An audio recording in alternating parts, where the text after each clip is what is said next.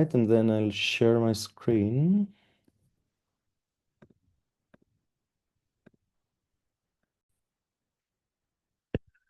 So by now you might have understood that I'm thinking of artistic research from scratch. Like I like very much thinking about knowledge and knowledge representation and what it means today. And I'm trying to stand, to take some critical distance from the schools of artistic research that are shaping today, either in the Anglo-Saxon world or in in the Nordic countries or in other countries like Austria, France. So I'm trying to, so to speak, go back to the source, and in this spirit, I will give today's lecture.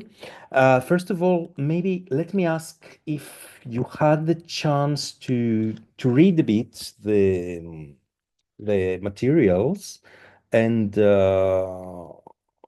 what did you make of that? Like, it's important to know if it's okay if you didn't make it, because they might appear a bit disparate, but I hope that the link between the readings and between what I have to say today will become much more obvious. So, yes, no, like, do you have any ideas or questions or urgent uh, desire to say something before I start about the readings?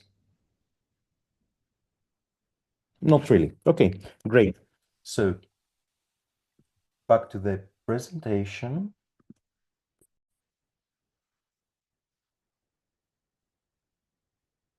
So yeah, the idea today is to recontextualize and discuss the question of epistemology in the wake of generative AI in music, right? So many things have changed since our last discussion on epistemology, which were like a year ago. And somehow I want to connect today's seminar with everything that has happened in between.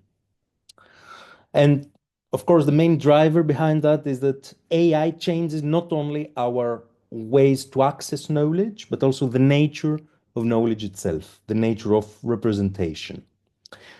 Then, talking about artistic research and autoethnography, knowledge is often the tacit knowledge of practitioners. And thus, I will invite you as practitioners to reflect on exactly the issues that come up in this respect.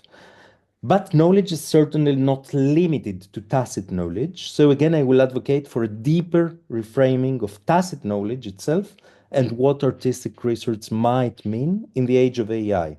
And this will be a bit different than simply using AI tools and methods, right? So we are interested about what happens in knowledge due to AI. Finally, the point of focus will be epistemic biases, or to put it in an even stronger sense, for reasons that will become obvious in a bit, I will talk about epistemic violence. And in this respect, I would like to navigate three different domains that also correspond to the texts that you had to read. So, firstly, I will start with the current landscape about generative AI. I will give some basics on epistemic violence. I will make reference there to this manifesto by IRCAM in Paris, Institut de Recherche et Coordination Acoustique Musique, that I gave you as first reading material. And at the end of this presentation, we'll have a discussion. I have a Q&A with questions for you concerning your own practice. Then there will be a second part, which will be sort of diving deep into the SOMAX article, which was a very technical article. And that was for good reason, because my idea was not really to be informed about SOMAX per se, but rather to be able to identify those biases and those questions about knowledge representations in the article. And eventually, if we have time, because all that is too much, I think, I will revisit the questions we had addressed in our first methods session, the epistemological questions, and I will probably show some of my own concerns with my own work, so this self-reflexivity, which includes also SOMAX, but in a wider context. So,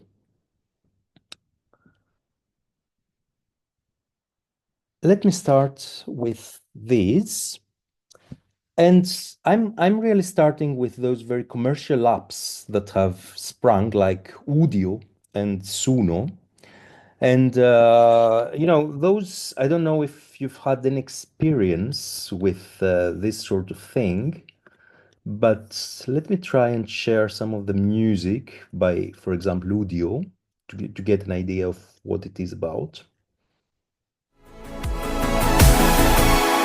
Dim lights and a hazy glow. Heartbeats racing at one slow.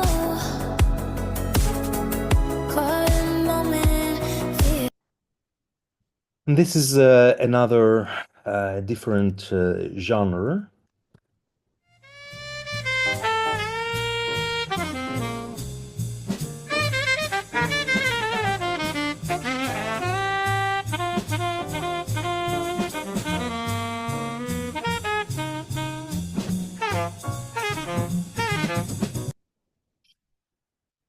So you hear like the bass line is almost non-existent. The thing doesn't swing. I mean, the melodic development is a bit weird as far as the second sample is concerned, but I think if it were to pass a Turing test, right? If you ask the non-experts, like if this has been composed by machine or by human, it would probably pass as a potential human construct. So those are just two examples generated by Udio. They took 2 to 10 prompts, like instructions, similar to the ChatGPT wants to make. And here we are informed that for songs with vocals, Udio's AI model wrote the lyrics as well and generated the vocals. So this is pretty much, this is a latest article by, it's not a scientific article, we'll come to scientific articles, but this is about where we are right now with, that's the state of the art for popular music generation. And in this respect, I would like to examine epistemic violence, which I define as every form of explicit or implicit, theoretical or technical constraints in knowledge representations in AI models, with unreasonable, indeterminate, and uncontrollable results in their interaction with the world. As I'll point out later as well, this is a very, very specific notion of violence, right? I mean, we're not talking about physical violence, but we're talking about the sort of violence that springs out of the uncontrollability of the results, the indeterminacy of the results. Jan, here I'm thinking about your project as well, about prediction, and the so-called unreasonable effectiveness of big data. This is a standard term used since the beginnings of 2000 by cognitive scientists and scientists in AI to explain why big data actually help us do things that we couldn't do before. And I'll come back to that. As far as the interaction of the AI models with the world is concerned, I prompted you to read this manifesto by IRCAM, which appeared in a review of the French Ministry of Culture. And there is an English version, which for non-French speaking people might have been useful. So there you get a few references. and some sort of resume, a summation of the basic problems or challenges that we encounter with AI in music. So, for example, from an ecological point of view, we're very often talking about the carbon footprint. We need to spend the electricity, the energy of a small city in order to train a deep network to recognize cats, for example. And the same applies for these applications like Udio or Suno, etc., even smaller applications. And we're very much thinking about what is called frugal AI. So the sort of AI that uses less data, lighter models, and more targeted applications. In the domain of society, we have all these questions about how biases and stereotypes are entering the databases and reproduced racist, sexist, etc. Discourse when it comes to the outputs of the AI. And this applies very well to music as well. When you think of lyrics, when you think of tagging data, we'll come back to that later. Then in terms of socio-political questions, of course, the question of corporate control of all those infrastructures of data and models, the question of personal data and how they're being abused by these corporations, and eventually the question of legislation. Maybe you have been aware of the so-called AI Act of the European Union, which came into power in June 2024 and is the first attempt of regulation. And there are, of course, Chinese and US counterparts to that. Then we have major questions about the economy of creatives, and we're already assuming that our current model of production and consumption is merging into this prosumer model, right? Whereby the producer is also the consumer and vice versa. And of course, with these Udio, Suno things, many people will claim to be composers very soon just by prompting machines and creating music.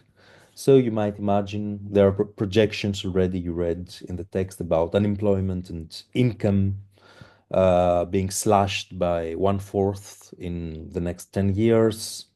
There are issues of copyright that haven't been addressed even in the sampling culture. And there is the hope of decentralized models, like using the blockchain and the notion of non-fungible tokens in order to be able to remunerate artists in a more just way.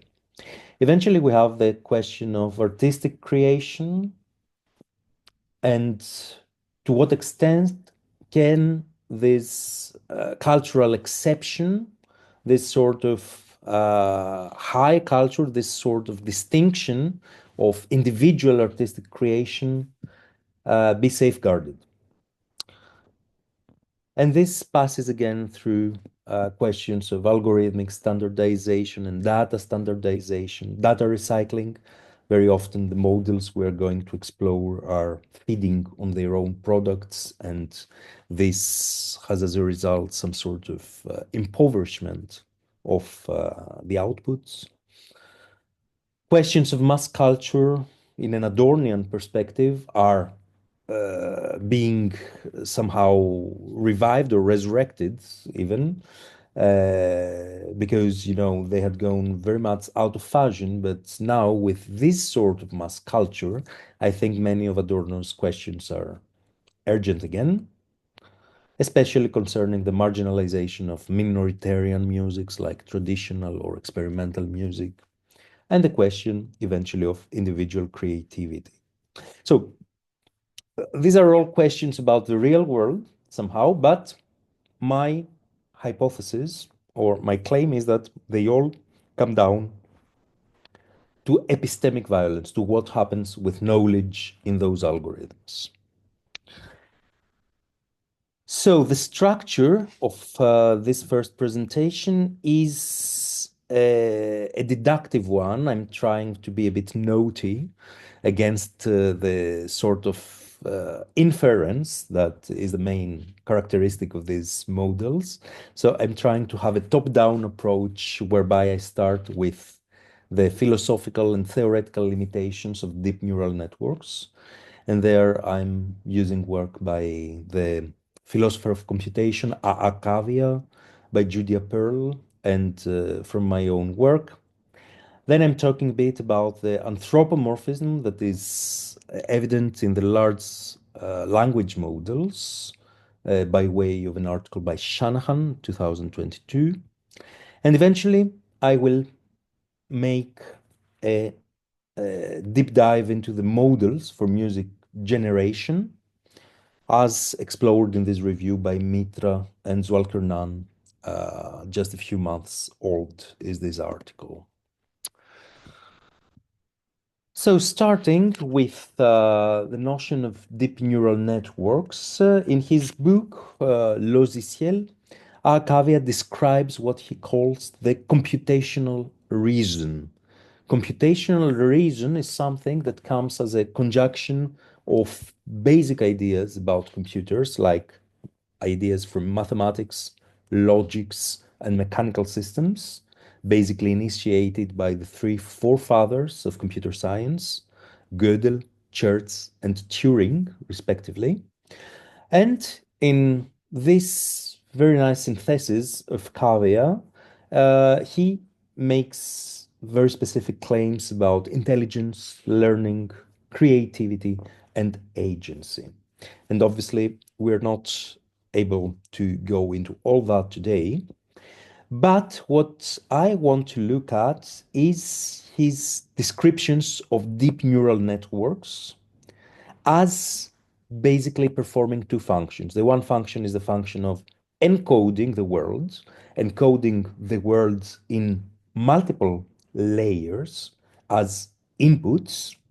And then the other function is the function of embedding the world, embedding these inputs in a topological structure that transforms the multiple dimensions of the input layer into something that reminds, and watch out this specification, it's similar, it's not by default meaningful, but it's similar to the creation of meaning, to semantics, in other words. And thus, this embedding allows the whole system to be able to locate patterns at different scales, different hierarchies, and it allows this interplay of productive and inferential accounts of data. Watch out that here I'm not talking only about the structure of the deep neural networks, but I'm also talking about the very essence, the very elements of computational reason. So Cavia says that what computational reason does is really encoding the world and embedding it into a series of patterns which create meaning. Okay? Eventually, in terms of architecture, we have a decoding process whereby all these sort of hidden components in the latent space of the model come out as a unique output which can be probabilistically associated with the input layer, with the encoding. And this is, in a nutshell, the sort of structural, functional, and philosophical underlying infrastructure of all our systems today.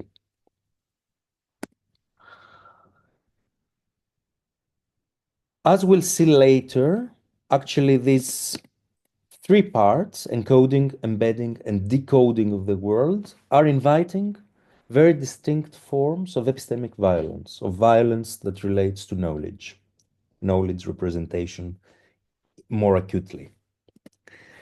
But next to that, there is an even deeper point and a deeper blind spot, as Cavia calls it, that has to do with the semantics of these models. And according to Cavia, those models work exclusively by sort of discovering correlations between data, and they are agnostic, they cannot deal with causation. This is a very important point because essentially it locates our knowledge in what has already happened in an observation. So those elements cannot not predict the future, but they cannot deal with unknowns.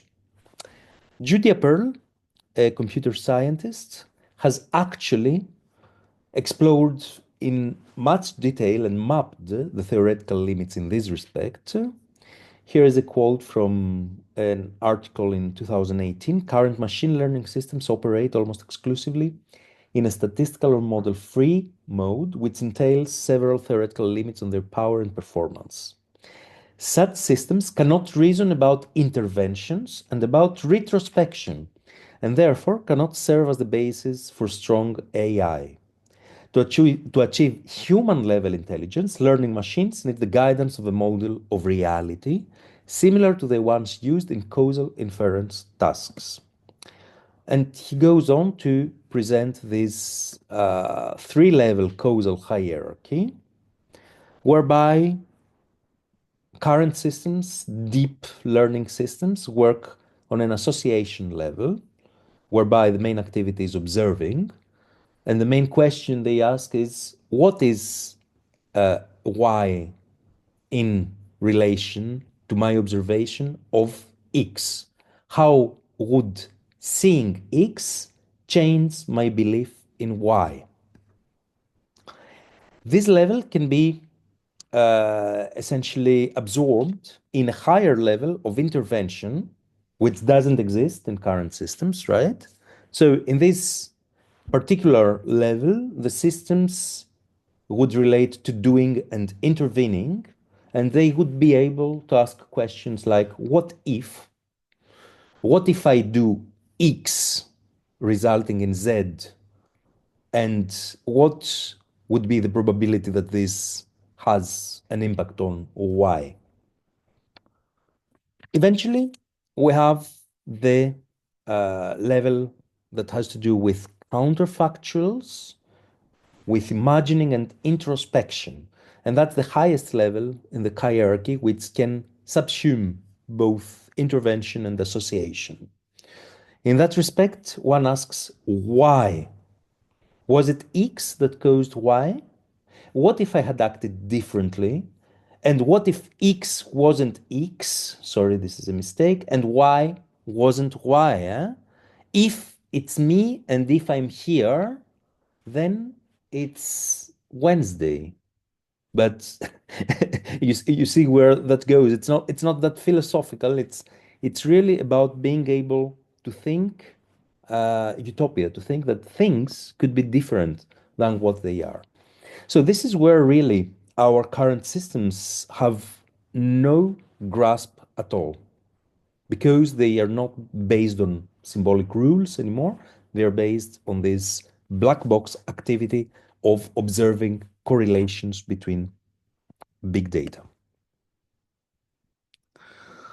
So we have explored already two of the theoretical problems with deep neural networks, one being their very structure of encoding and embedding the world, second being the theoretical limits as to causality in relation to correlation. And the third problem is the problem of anthropomorphism, explored by Shanahan, who says that the more adept LLMs become at mimicking human language, the more vulnerable we become to anthropomorphism, to seeing the systems in which they are embedded as more human-like than they really are.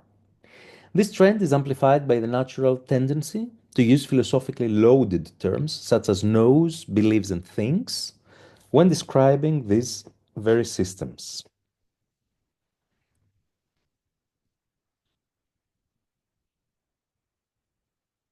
One of the main problems for Shanahan, one of the main remedies rather, before the problem, is to always think about these systems as what they exactly are. That is, statistic models of probabilistic distributions of lexicological tokens, which are scraped from a public archive. And this public archive is the internet.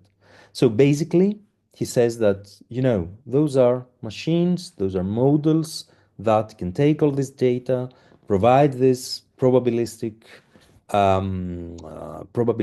outputs, and then these probabilistic outputs are not natural language, they are artificial language. And the problem with artificial language is that it cannot make the distinction between true and false. And between what is real and what is fantasy.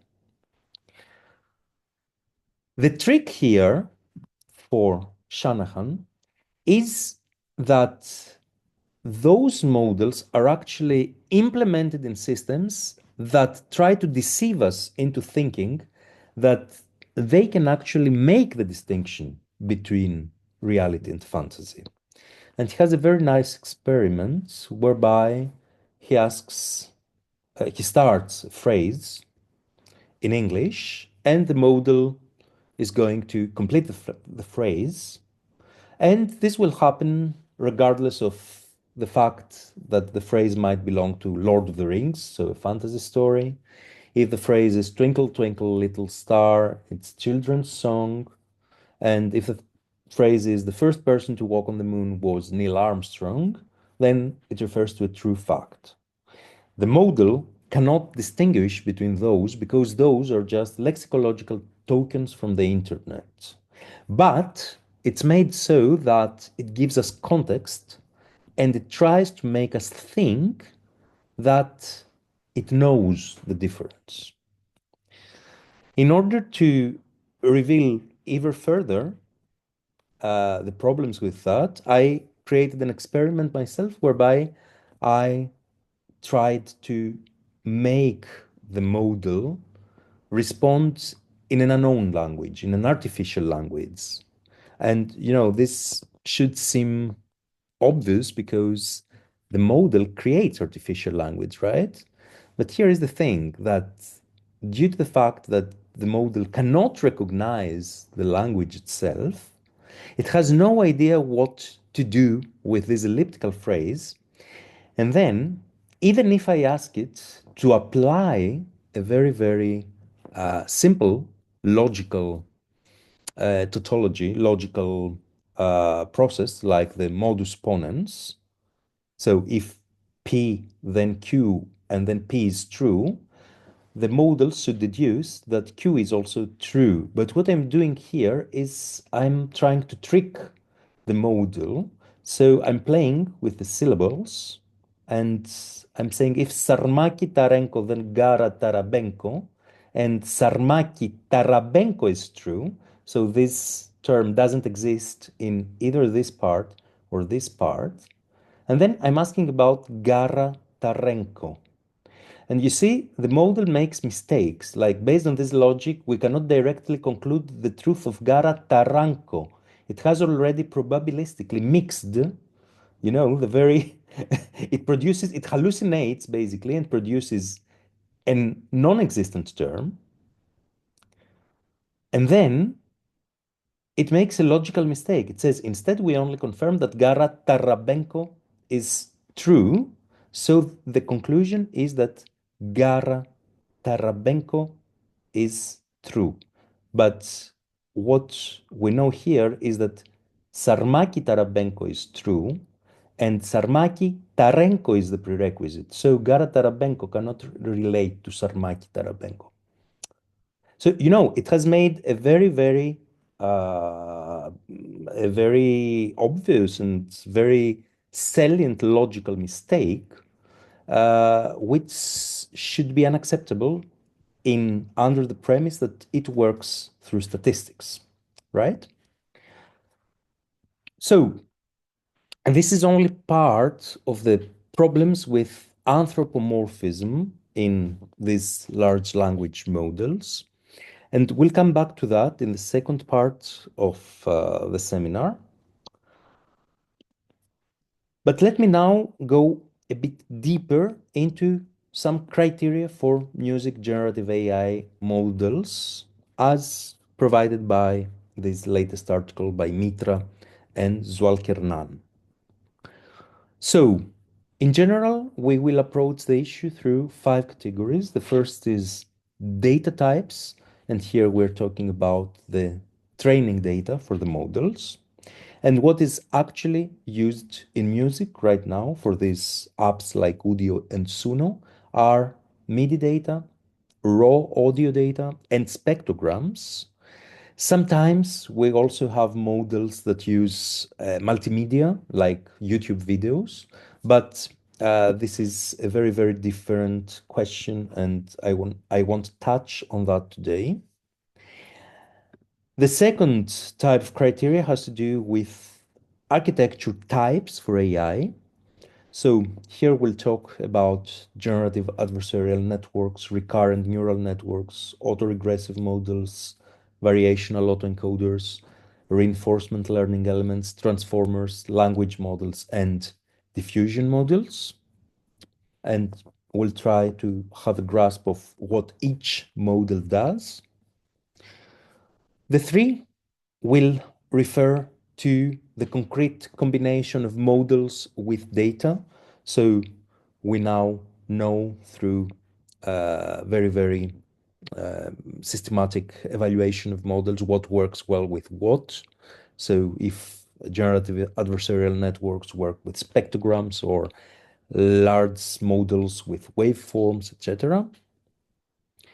A fourth criterion is the types of music generation. What is the output? So if the output is notation, performance, or audio.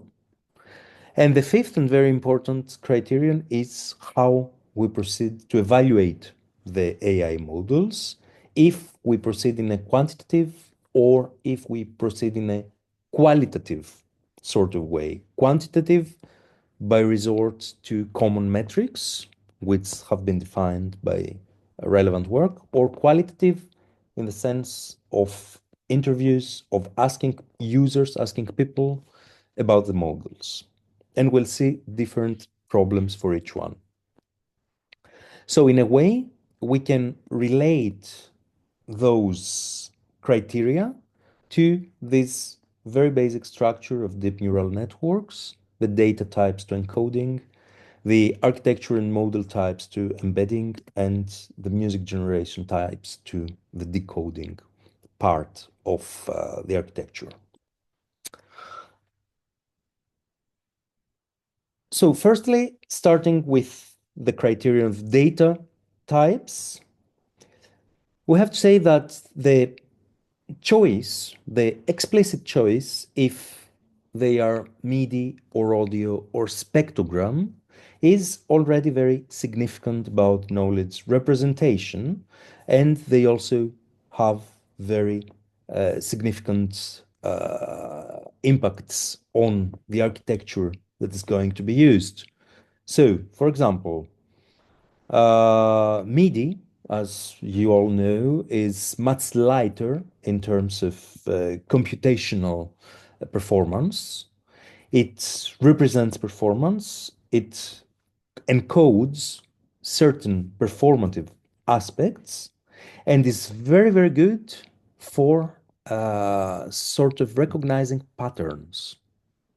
Audio, on the other hand, used either as raw audio, raw sound, so the raw samples of the signal, or used as a waveform, as an image to learn from the image.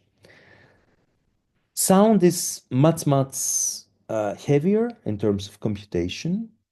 It doesn't have a very clear inner structure, and so it cannot be used for patterning, but it has much better quality of the output in the final results.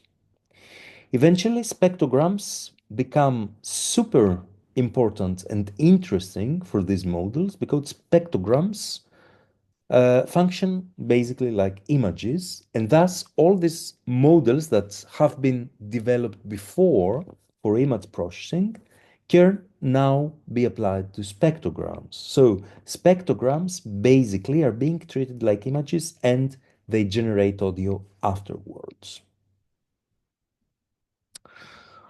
Another point of reference as far as data types are concerned are the databases on which the models are trained, right? So many times these databases are not even well known, like we don't know where we can find the databases for audio, for example. Actually, audio is in court right now and they are pushing them to reveal their databases because there are all those copyright issues. But even when the databases are well known, we do have databases that consist in MIDI, audio, or spectrograms, for example. Their quality is very often problematic if we're talking about audio. Very often they come from a very limited range of musical genres. Very often they're being scraped from public data.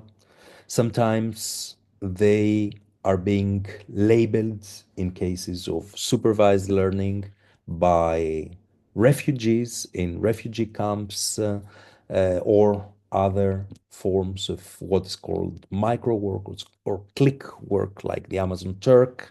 And here again, you have this interaction of the models with the real world.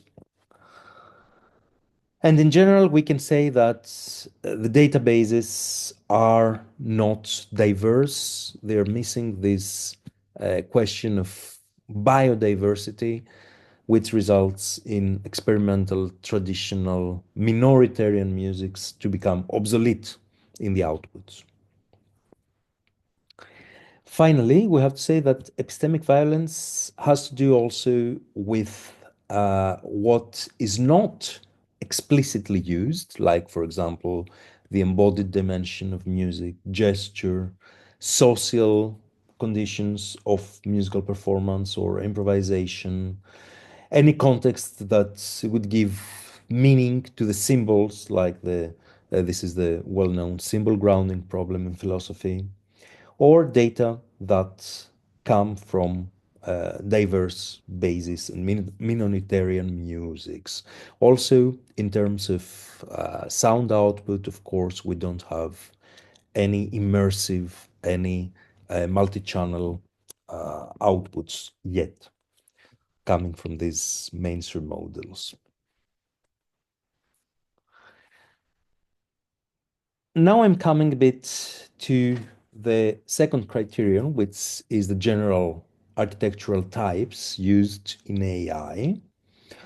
And here it's important that we learn to recognize some of their main features. So, for example, in the so-called recurrent neural networks, the main characteristic is that we have proficiency in recognizing patterns in sequence data, and this means that they are highly applicable in general to music generation. What happens is that they take input sequences one element at a time and maintain this internal hidden state that considers information from earlier time steps in the sequence. So the hidden state is updated at each stage. So basically, you can imagine that you have this neural network in many, many different instances in T1, T2, TX, right? And what happens is that to generate new music, the RNN can be initialized with a seed, as they call it, a seed sequence, or a random symbol, and then it can generate the subsequent symbols auto-regressively. So the idea here is that each symbol, each sample of sound, if we have the use of waveforms, is generated one by one. That's why we're talking about recurrent neural networks. And you can imagine how computationally inefficient this might be eventually. Even worse in that respect, worse but inevitable in a sense, right? Because that's our way of encoding sequences of time-based data and time-based arts. Even worse, though, computationally are autoregressive models. And what happens there is that they were developed to predict time series, not really only to capitalize on them, but to really predict the probability of a whole vector of values here. And the thing is that in order to generate music from a seed, they need to reflect on all the previous states, whereas recurrent neural networks reflect only on the previous hidden state. So this becomes even heavier computationally, and each sample, each symbol is based on the calculation of the whole sum of previous symbols. Variational autoencoders are quite different animals in the sense that the input and the output are essentially the same. So they use complete sequences, both in the beginning and in the end, but the way these sequences relate is through a reduction of their basic features in this latent space that we saw before. So these hidden layers, somehow you take thousands of features from here, and for example, they might take a 16-bit encoding of sound and reduce it to 256 bits of information here. And then they have the possibility to reconstruct it by relating exclusively to some sort of probabilistic references to the latent space, the mean and standard deviation of the Gaussian distribution of the latent space. So this idea of an encoder and a decoder, whereby everything is reduced to the gist and then comes back a bit different, is quite new and is being applied to temporal data. And similarly, we have other types of encoders, like we have the generative adversarial networks, which are based. Yes, Sorry, Pablos, may I interrupt you a second? You said yes, it please. was reduced to 256 bit, but you meant 256 values, I guess, right? Sorry, to You said 256? you said that the 16-bit audio was reduced to 256 bit, but you meant 256 values, like 8 bits, Values. right? Yeah. Numerical values. Yeah. Okay. Okay. Good. Did I say Thanks. bits? No, sorry. Oh, yeah. Yeah. Okay. Yeah. But Yeah, again, absolutely. that's just because Absolutely. Yeah. So it means that, and it doesn't only have to do with the actual encoding of digital audio. It has to do really with any sort of chosen features, right? The idea is this dimensionality reduction, how we go back to much less things before we can augment them again, yes. the output. Okay.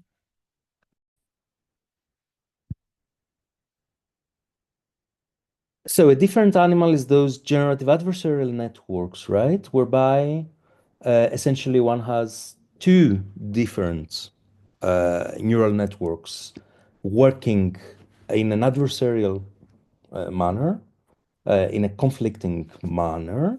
The one is the discriminator and the other one is the generator. Basically, the generator makes sure that they start normally from noise, and they can produce by subtraction, right? So they minimize the probability of the final output being noise, whereas the discriminator actually compares these outputs to some pre-trained models, which are based usually on humans and human perception, and the combination of the two, the adversarial relationship of the two, optimizes the final result. Eventually, one of the main architectures are the so-called transformers in large language models. And here, the main idea is that one does not work with sequences anymore, but one is able to detect patterns, and there are these self-attention layers, as they call them. So the model essentially defines all the weights in the architecture of the transformer and minimizes the cross entropy of information in order to be able to essentially create these syntactically perfect phrases that we see in ChatGPT, or sometimes we see today in audio and other architectures. So you see that the epistemic prerequisites of each model concerning sound and time are very, very different. And this is a point where I would like us to reflect, right? I mean, to what extent, for example, can everything be reduced to next token prediction, as is the case with transformers? How can we understand knowledge as being some sort of autocorrect or stochastic parrot? To what extent do, for example, generative adversarial networks with this very interesting architecture of something coming out of noise, sound like the music, like the specific object coming subtractively, how can that relate to previous poetics and operations by composers who might have been working in the same vein? Same with variational autoencoders, how they might be relating to musical composition and to the notion of variation in general, to the notion of repetition and difference. And how is time encoded in these recurrent neural networks and autoregressive models? If we have a sequence, if we have a moment-to-moment sort of generation, all that eventually become very, very crucial in the architectures of these models. And of course, there are many different variations of these architectures. Just before I go to those a priori, just let me talk a bit about the evaluation of the models, which is also crucial. Most of these models very often don't make any reference to their evaluation. They might say, oh, yeah, we have this sort of user bases that they prove through sales that our model works, or we run a pilot study. And, you know, this is hugely problematic in terms of proper science, especially because there are objective criteria of evaluation. Most times, these objective criteria come from image processing, which is the most ancient field of application of deep learning. So, for example, we had a metric called threads at inception distance. In sometimes there are some ad hoc measures of evaluation, for example, the sort of how many nodes are there in a certain output, or how many silences, you know, and sometimes this sort of density metrics are very important also to be able to evaluate it. But mostly they use the qualitative methods like interviews, users, and there it's again a jungle, because all sorts of stereotypes, all sorts of biases enter the scene. For example, as you might see in this article I'm citing, the authors themselves are making some claims which, from for experts like we are, from an aesthetics background, not an engineer's background, they seem very naive or unsophisticated. Like these advancements would allow us to achieve our end goal of generating realistic, pleasing music for humans. So, is pleasing music the end goal of what is happening here, really? And similar a priori about music, of course, infiltrate the questioners, right? And if one like takes notice of the theory background as they describe, for example, look at their definition of harmony, the process by which its sound is composed into whole units or compositions. I mean, this is completely disorienting in relation to the layman who is going to read the article, right? And other things are also very problematic, and the whole idea of what music theory is. So here there is a very good example which you might go and look out for yourself.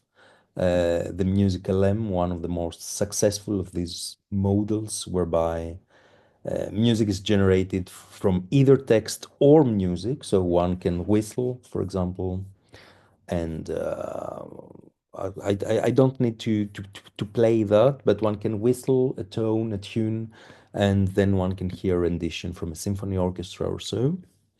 And one can also give a verbal description and eventually have some sort of musical result. And I will be finishing this by saying that most of those observations, as we'll see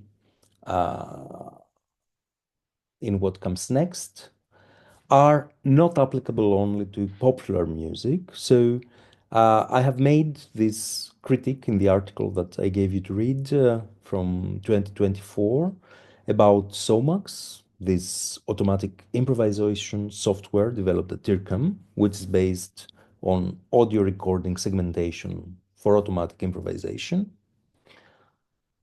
And there, my claim was that basically, when we have always the givens of recordings that are being reshuffled, either in audio or MIDI, because it gives you the possibility to use MIDI, then you cannot produce semantic relations. I put it in that way: Parmenidean, probabilistic, syntactic interchangeability of memoryless states produces no semantic relations or illusion of real effects of causality unless real Heraclitean change is effectuated.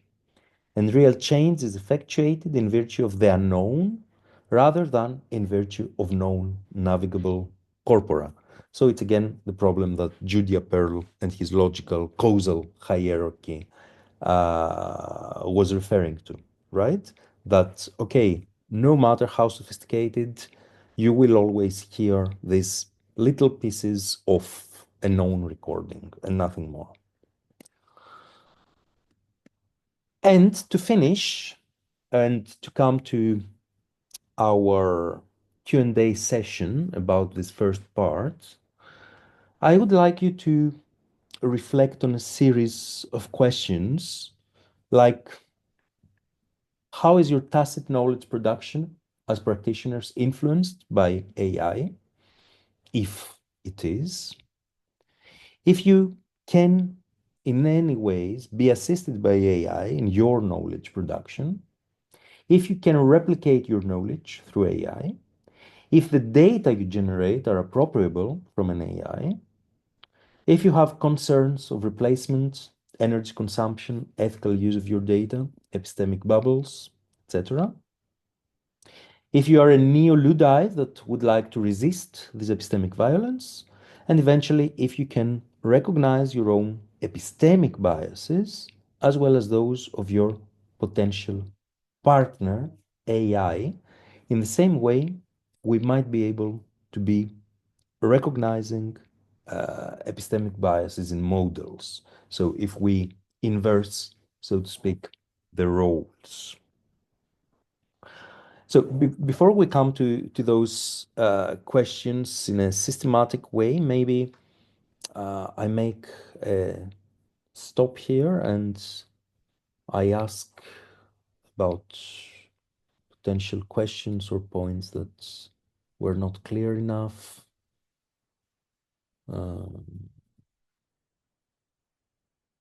Misunderstandings.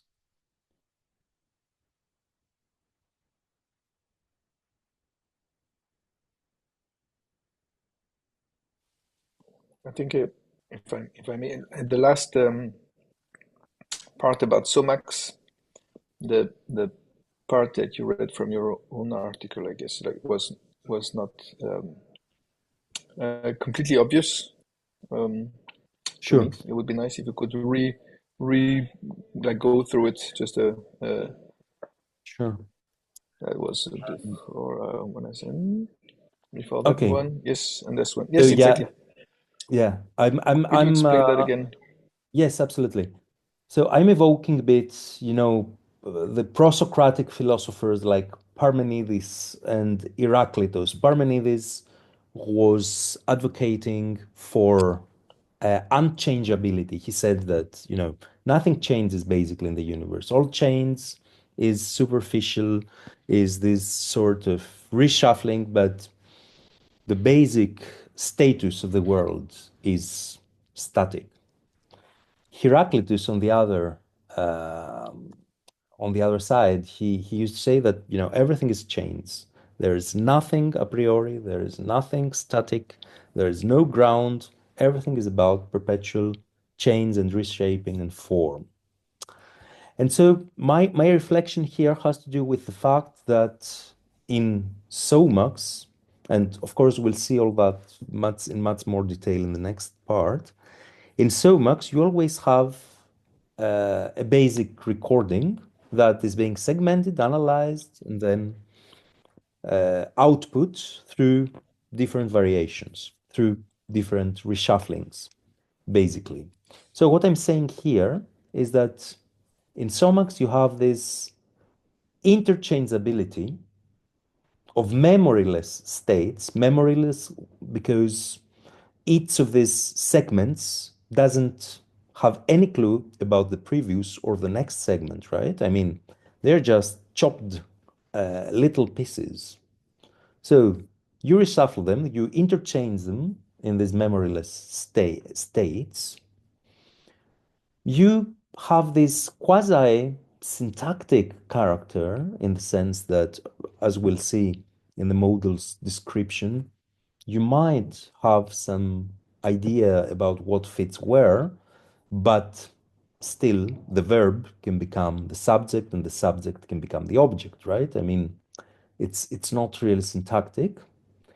And as a result, this probabilistic logic produces no relations of meaning, no semantic relations.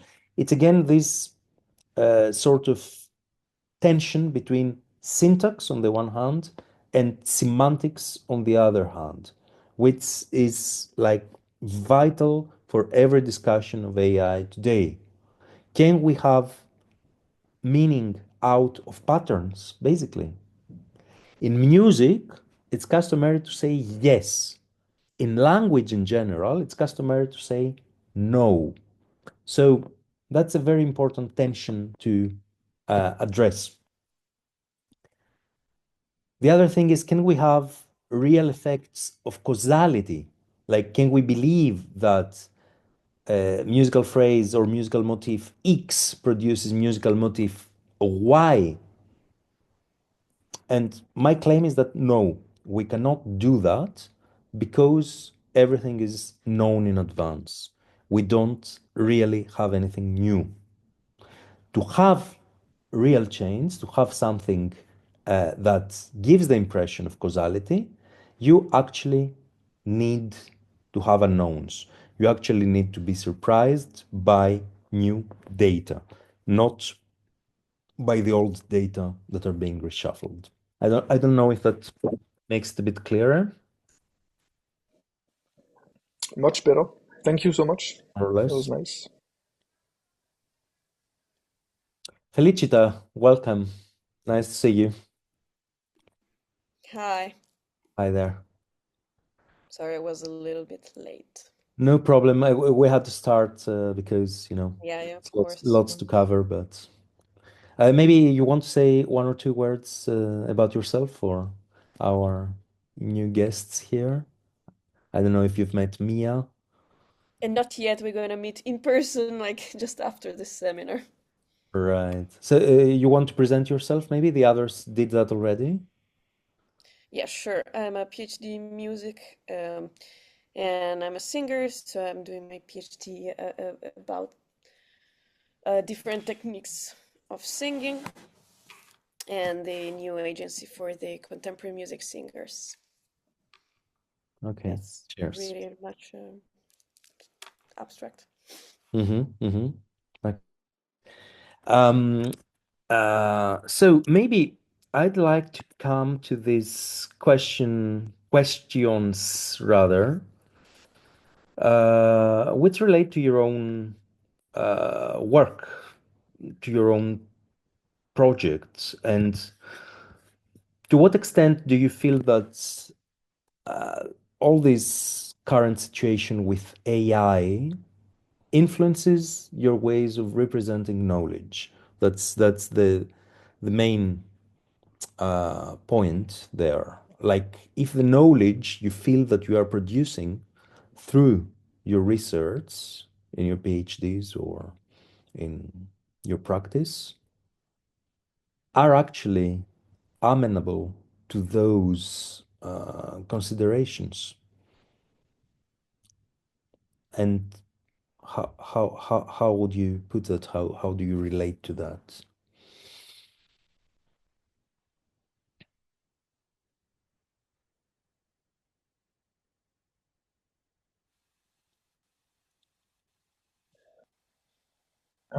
Maybe I should say a little something. Um, Mhm. I'm of course very interested and concerned with the use of AI in art and as related to my PhD.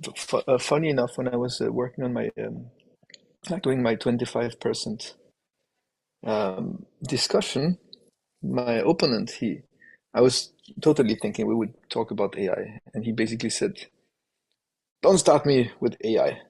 I have too much to talk about this, so let's not talk about that now." Which was like, oh, we lost a good opportunity to talk with the. I lost a big opportunity to talk with a specialist in a way, because he was kind of. I don't know exactly what he meant. He never really expressed that, but what I get in there is that I have not just a feeling, but more and more the idea that, okay, I'll try to be a bit more clear. I could refer to this, this end of history illusion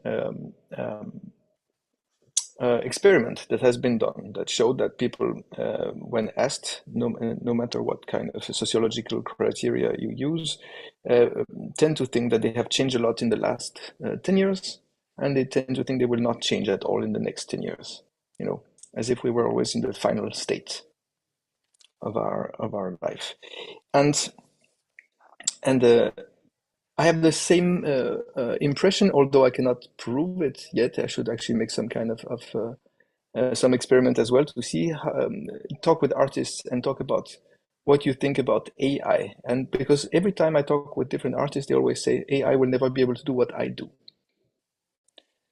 This kind of stuff. It can do a lot of stuff, whatever, but not what I do. It will never be able to.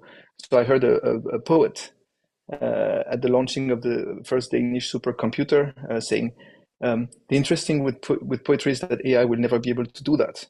And nobody said anything in the room, but probably everybody thought, yes, of course it will, in a way. It depends what you call poetry, but it's problematic. And I think that one of the answers to that is also that as on a more with a bit of distance. Hopefully, I don't have any distance, of course, but let's imagine I have some. that we could think of ourselves as human beings, as having a duty to develop our imagination, our ideas, a duty to go for the unpredictable, because everything which is highly predictable is not just because it's a part of my subject, but everything which is highly predictable is basically, by definition, as you just showed, also reproducible through AI. And we function a lot. A lot of music is made based on existing things, like that's how most of the production or mass production works. Maybe all production works like that. That's something to discuss. It goes back to the models that you presented, which have all of them to do with the way we create ourselves. Depending on who we are, we tend to use one of those models. And the interesting part is what is not in those models, what is missing. So I'm thinking of it as like a way to develop ourselves, like culturally, and to develop our own intelligence. Is not maybe by giving up on it, but more as to into how we develop the unpredictable, what actually AI cannot do, until it will be able to replicate our own ways to do the unpredictable. Of course, it will happen quite soon, I guess, and then we need to go further. It potentially it's a chance for higher development if we try to keep ahead, which is going to be very difficult very soon. But still, I think that's what I'm interested in at the moment. Very nice. Or making sure we can hide our traces, right? We can hide our individual sort of mask Yes. them, or I don't know. I actually started a collaboration with a pianist, and I was yesterday with him in his studio, and it's very interesting. Like we had a discussion about precisely all that. Also, maybe because I had been reading the material you sent, and well, a lot of discussions with artists go into that subject anyway at the moment.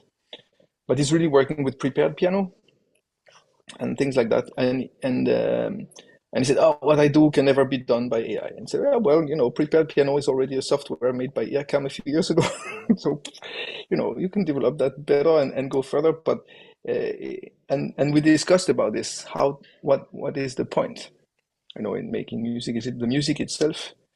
I think that it's very fascinating that most of the models existing tend to produce a final result without going through all the steps that are needed to create music, whether it's the compositional process, the training, the interpretation, the recording, the even like all the production process. And you want to get to the final result. So if I'm thinking about it as food, it would be like getting getting a perfect dish made from strata, like printed, laser printed, without having to cook or to do anything related to it. And that's kind of disgusting. And I find it really like problematic. You should not arrive directly to the end. It's a very, very strange way of doing. And I'm trying to think, okay, should I actually try to do that myself, or just to see how it feels, or should we basically, why not train AI to do the whole process? Yeah, I mean, in the other end, I like very much this analogy with cooking. It's very effective. Everything that has to do with food is always very effective. But Yes, on well, the other on the other end, you have like molecular cooking, you know, yes. which could be replicated as well. And then you have also artificial meat, being grown in labs and stuff. So I guess this is not gonna be the final frontier, just layering the sort of image of No, it's a the starting product. point, but it's an interesting thing that they start by looking for the end product, Yeah. or that we start by looking for the end product straight, because that's what will bring the money, I would say, probably. Hmm. But yeah. Oh, I in no doubt that it's just a starting point, and that is going to go further. Cool. Padeli?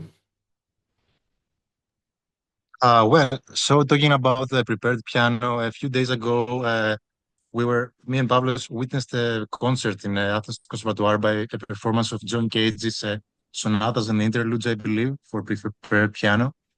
So, the pianist just chose to just ignore all of Cage's instructions about preparing the piano. So the end result sounded kind of like Harry parts or something, to me at least.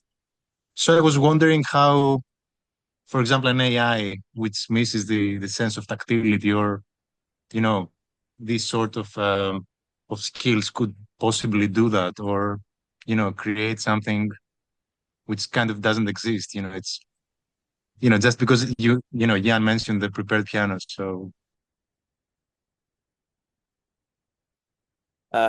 Well, here there are many separate issues. One is, as Jan very nicely put it, the end product, right? The dialectics between the end product and the process, basically, music as process, and this is what we all do as practitioners. So yeah, what happened in this concert is that obviously the pianist went through a very long process of experimenting with this particular instrument, and she decided to ignore some of Cage's ideas, and I don't see why this would have been impossible for an AI. Then the question is how to implement this sort of models in larger systems. This is something that Murray Shanahan, who talks about anthropomorphism, talks a lot about, and he creates this hierarchy. So he starts saying that we have the true or false dichotomy, but then the systems are embedded in chatbots, and then the chatbots are embedded in robots or avatars, and they start interacting with the environment and so on. So extending cognition in this respect would be also possible for an AI, and then you could have an AI going through the same process, essentially. So it's not unforeseeable, and actually it's theoretically very well documented to, what's the pathway to make an AI replicate such a process. But it's a very good point that, still those models are working as traditional computer programs, let's say, and they don't interact in imaginable ways with the environment. But again, this is going to change, I think, a lot in the coming years. I don't know. I would be very interested to hear from Felicita and Mia because they are both working with their voice. And so, their work is with their own bodies, basically, and everything is embodied in a very different way than a pianist or a saxophonist or a sound artist works. So I don't know if you have any insights and how far away this discussion sounds to you, and if you would like to input us with your own experience, and if you consider some of the knowledge you acquire through your vocal practice as replicable from an AI or through an AI. Yes. So in my case, of course, I have a lot of doubts about the whole use of AI. But also my perspective is the one of not only an embodied instrument, but also of a performer. I don't see many possibilities with AI, even if I work with live electronics. And I looked a little bit into, but AI is not even available for replicating the voice because I think it's still impossible. And if it would be possible, like to, I don't know, have some standard ways of singing, then it would be impossible to have the whole spectrum of what a voice can do. Until now, at least. Then we don't know, but I can only imagine how much energy this would cost to I mean, let's talk only about my voice. I mean, I can do like a lot of things, right? So how can I give all this information and data to an AI? And my other problem is then what's the purpose of all that? So the question, does this thing of the AI give more knowledge to myself as an interpreter or to my agency? And I'm not sure about the answer. I mean, I can still use, if I want to replicate my voice and play with it, I can still use like live electronics things. The only thing that I can't do is to have like a choir of my own voice. But AI can't help with that either because it still has some delay. So I won't have exactly something that goes, a pattern of voices that goes together with me. Will be something delayed. So I don't know what to do with that. Unless I adjust myself to AI, but that's another thing. I think it would be rather useful on the other side in some notation or to learn some pieces. But I haven't seen many examples of that. Like, for example, my idea, and I'm still working on that, is that especially singers learn by ear. Even the one that has perfect pitch and they can read.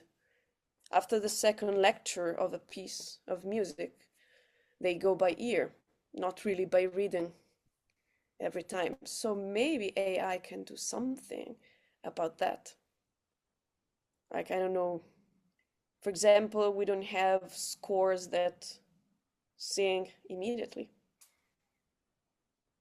Or, I mean, we could have, but if only the score was, I mean, already written, like with finale or stuff like that.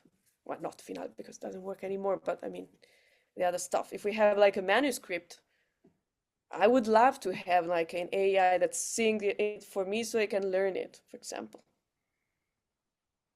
Or whatever kind of score, whatever it is, like also, you know, Gregorian chant, something from another tradition. I would love to have something that reads it and sing it to me, but I mean, before that, it would be, I don't know, 100 years.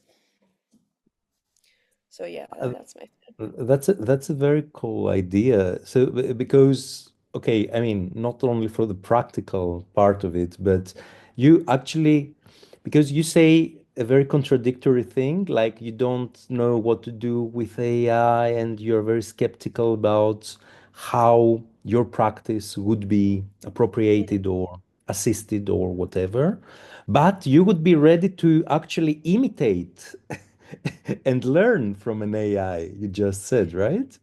Which Yeah, is, I mean, I don't know how to use it in my profession as a singer, meaning yeah. like on stage, like what should I do with that? Mm-hmm, But I mm-hmm, see possibilities, but I think, as I told you, as we are still in mm, the idealistic frame, I don't know, mm-hmm, mm-hmm. very much. So But yeah, this idea of mimicry and how a human would trust eventually, an AI, like how would you trust the knowledge of a manuscript, given the fact that many times, it's exactly these epistemic blind spots we're talking about that are the problem. So that's a very, very interesting point, and thanks for offering it. Mia?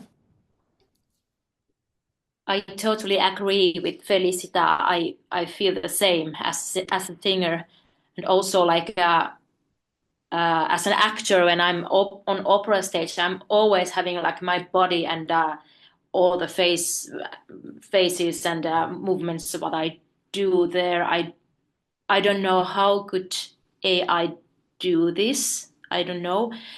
At the same time, I'm also a little bit scared about it because I like somehow can see what it the dangerous things what it can be and do in the future. So I'm a little bit scared about it.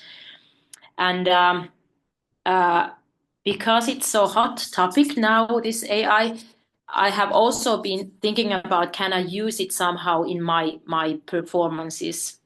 I will have my fourth doctoral concert after a year or something. And I'm thinking, I was thinking about that. I'm doing something improvisational thing with some other composer or something. But now I have been thinking that I do something with AI, but I don't know what it is, could be, and would it be something that would be somehow possible or even interesting. So this is good that we are talking about it now, because it's really what is in my mind in this time. But nothing. I wouldn't say nothing different than Felicitas said, because it's the same as a singer.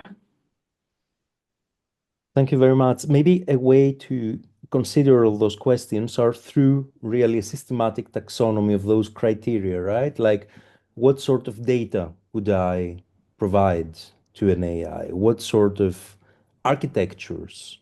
What sort of models? What sorts of evaluation of my own practice could essentially be compared to a model? Maybe a systematic way would give us a thread in order to be able to consider and think out of the box, because of course our knowledge is struggling right now to catch up with developments, right? I mean, nobody can claim they are experts in these very new architectures. And it's quite important, I think, that we take this step back and we do consider. But yeah, I'm fascinated that both singers in the group share very, very similar insights, and I think it's not at all irrelevant from your very, very different engagement with music production. And yeah, I thank you, Mia. I just realized that Robert Tech has also joined us. Sorry, Robert, I just saw you. Very nice to have you here. Yeah, sorry I couldn't be with you from the beginning, but No it's nice problem, to no problem. see the discussion. Yeah. It's a pleasure. I'm not quite sure at which point you did join us. Like 5 minutes ago, so I heard about being not really knowing what to use it for in the, like Felicitas case, and All right, all right. could So yeah, yeah. I just gave a presentation of the sort of state of the art of deep learning in mostly popular music, and the sort of epistemic violence and biases that are being reproduced through these models. And the second part is supposed to go a bit deeper into contemporary music, like new music and more sophisticated expert systems that are not for popular music. But now we are addressing a set of questions that I might share again for you to take a look at. So the questions would be like, how is your tacit knowledge production as practitioners influenced by AI?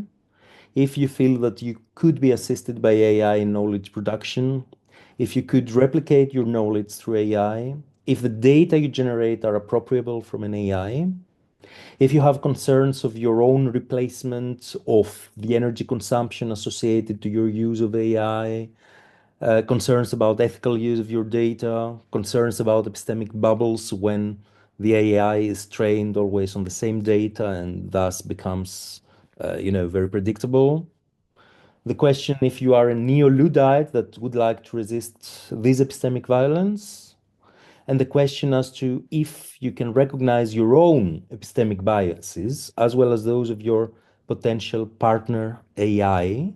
And this is not really taking into consideration AI at all. Like, we all carry these epistemic biases and blind spots for our work. And it's very important to be able to look at the mirror sometimes and say, maybe there is something that I cannot address myself, and I need someone or something to help me.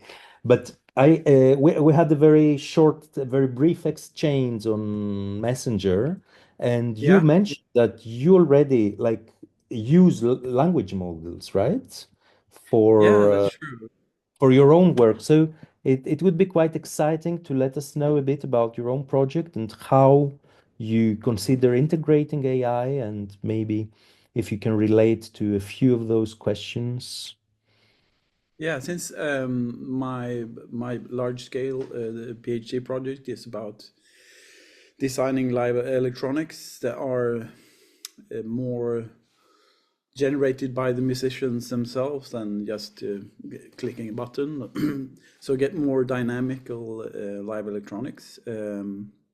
I quite early stumbled upon the Laban framework, that's dance notation, and specifically the part with the effort factors. And the effort factors within Laban is a way to address inner intentions in movement.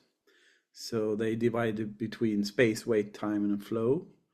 And I found quite early that there are similarities with music in this. Weight, is it heavy or is it light? Is it indirect or direct? Is it quick or sustained? The least interesting is perhaps the bound, unbound, that it's harder to connect to music. But with that, I've used it to annotate my videos when I play. And then I started a few years ago a project where the intentions was to make a system using a neural network to detect inner intentions when I perform. So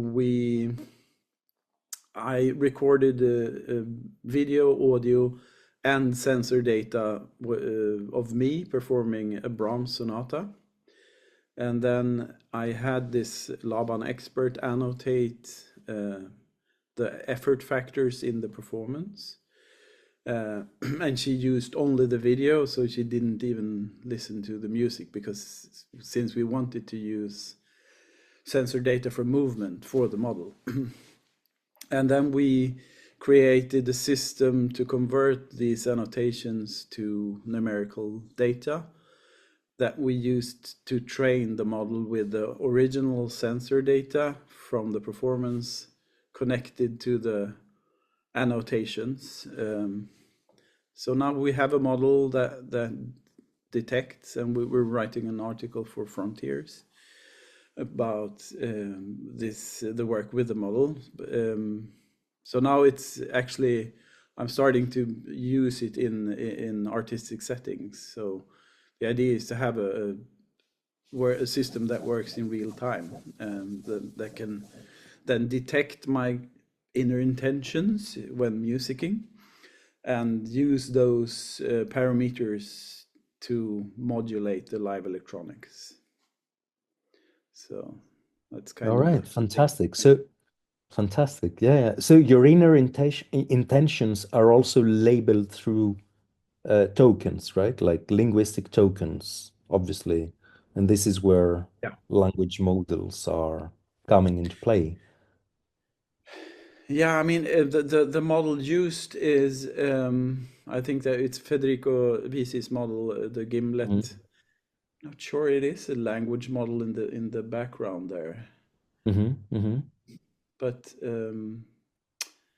that I would have to leave that question to Federico. Actually, he's the I see. model designer of it.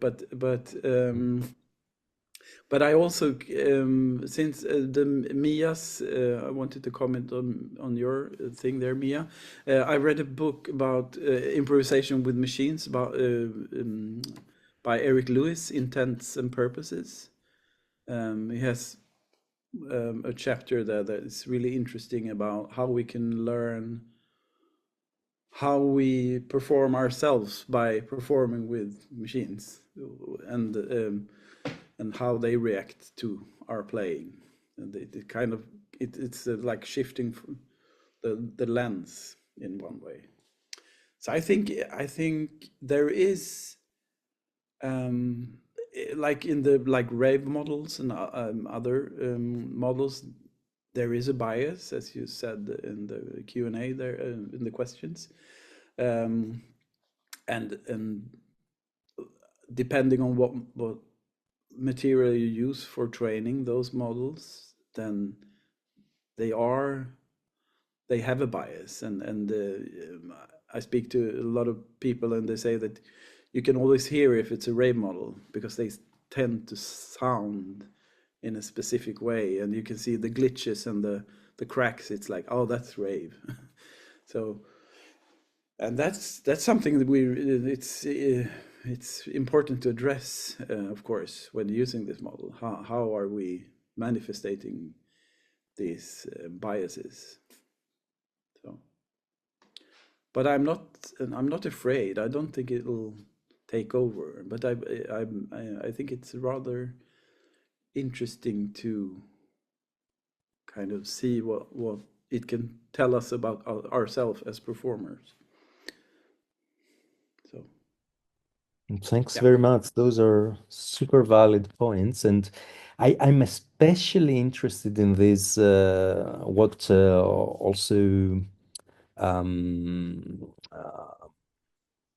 she said before about mimicking the machine and somehow finding ourselves and in the machine, even though we're not convinced by the machine. That's a very, very strong tendency. And it's also very ancient in many respects, right? Like losing yourself, losing your body in the notation or other forms of extension, or in the recording, or listening to yourself in a recording and suddenly being taken aback because you wouldn't have imagined how that this is you, but effectively this is you. And so, yeah, the same can apply to all those sophisticated systems. We have a nice symmetry. We have two singers like Felicita and Mia, and we have two wind players, Padelis and Robert. Actually, I'm very glad you are in the same group, because Padelis is just starting also his PhD on saxophone playing. So he will be considering the use of multimodal data and modeling those and maybe there could be some communication there. Okay, maybe it's time to take a break, a short break before coming back for the second part. And I just have a constraint today. I have to leave a bit earlier, like 10 to 4. So would it be okay if we came back in like 15 minutes?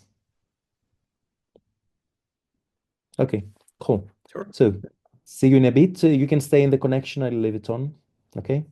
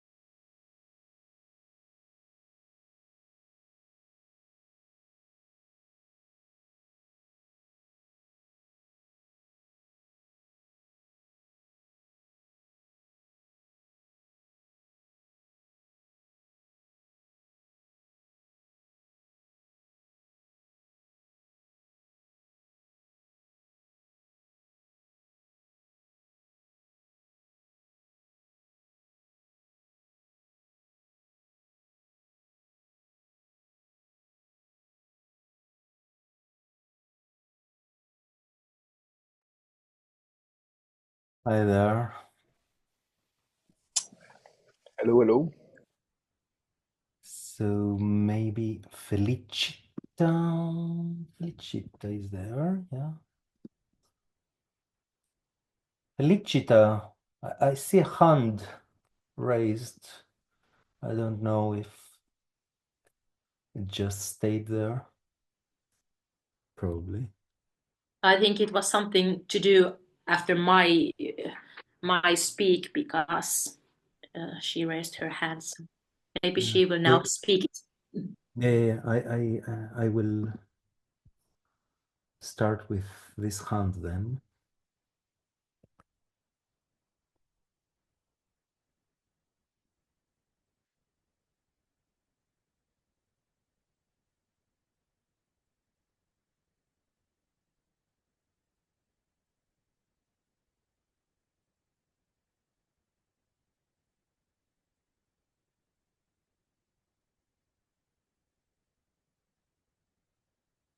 So, okay, let's Felicita, just when she comes, then I will pass her the opportunity to tell us what it was about.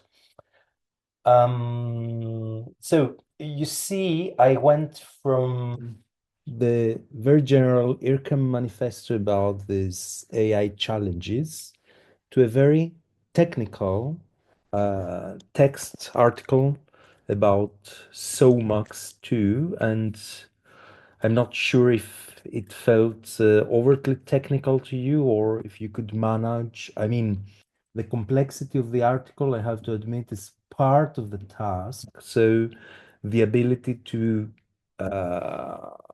engage with discourses that might be beyond our current grasp, but to be able somehow to detect some patterns and some elements and some biases in this respect. That was the reason I gave you such a challenging text. And I don't know if you already have some feedback on the text about SOMAX and to what extent you had the chance to engage with it. Oh, here is Felicita. Felicita, sorry, I didn't acknowledge your raised hand before because Yeah, that's why I'll leave it there. I simply didn't see it. So please let's start with that.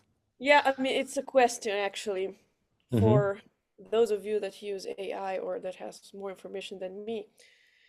So I guess that the primary problem here is the mistakes that it still has and makes.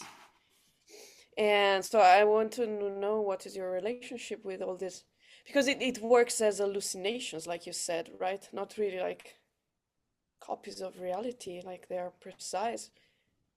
And it still makes the same mistakes, it seems. They're quite visible if the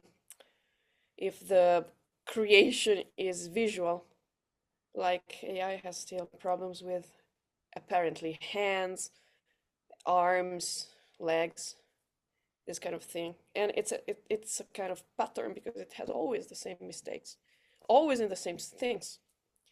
So what is your relationship with these mistakes, with these hallucinations? Anyone?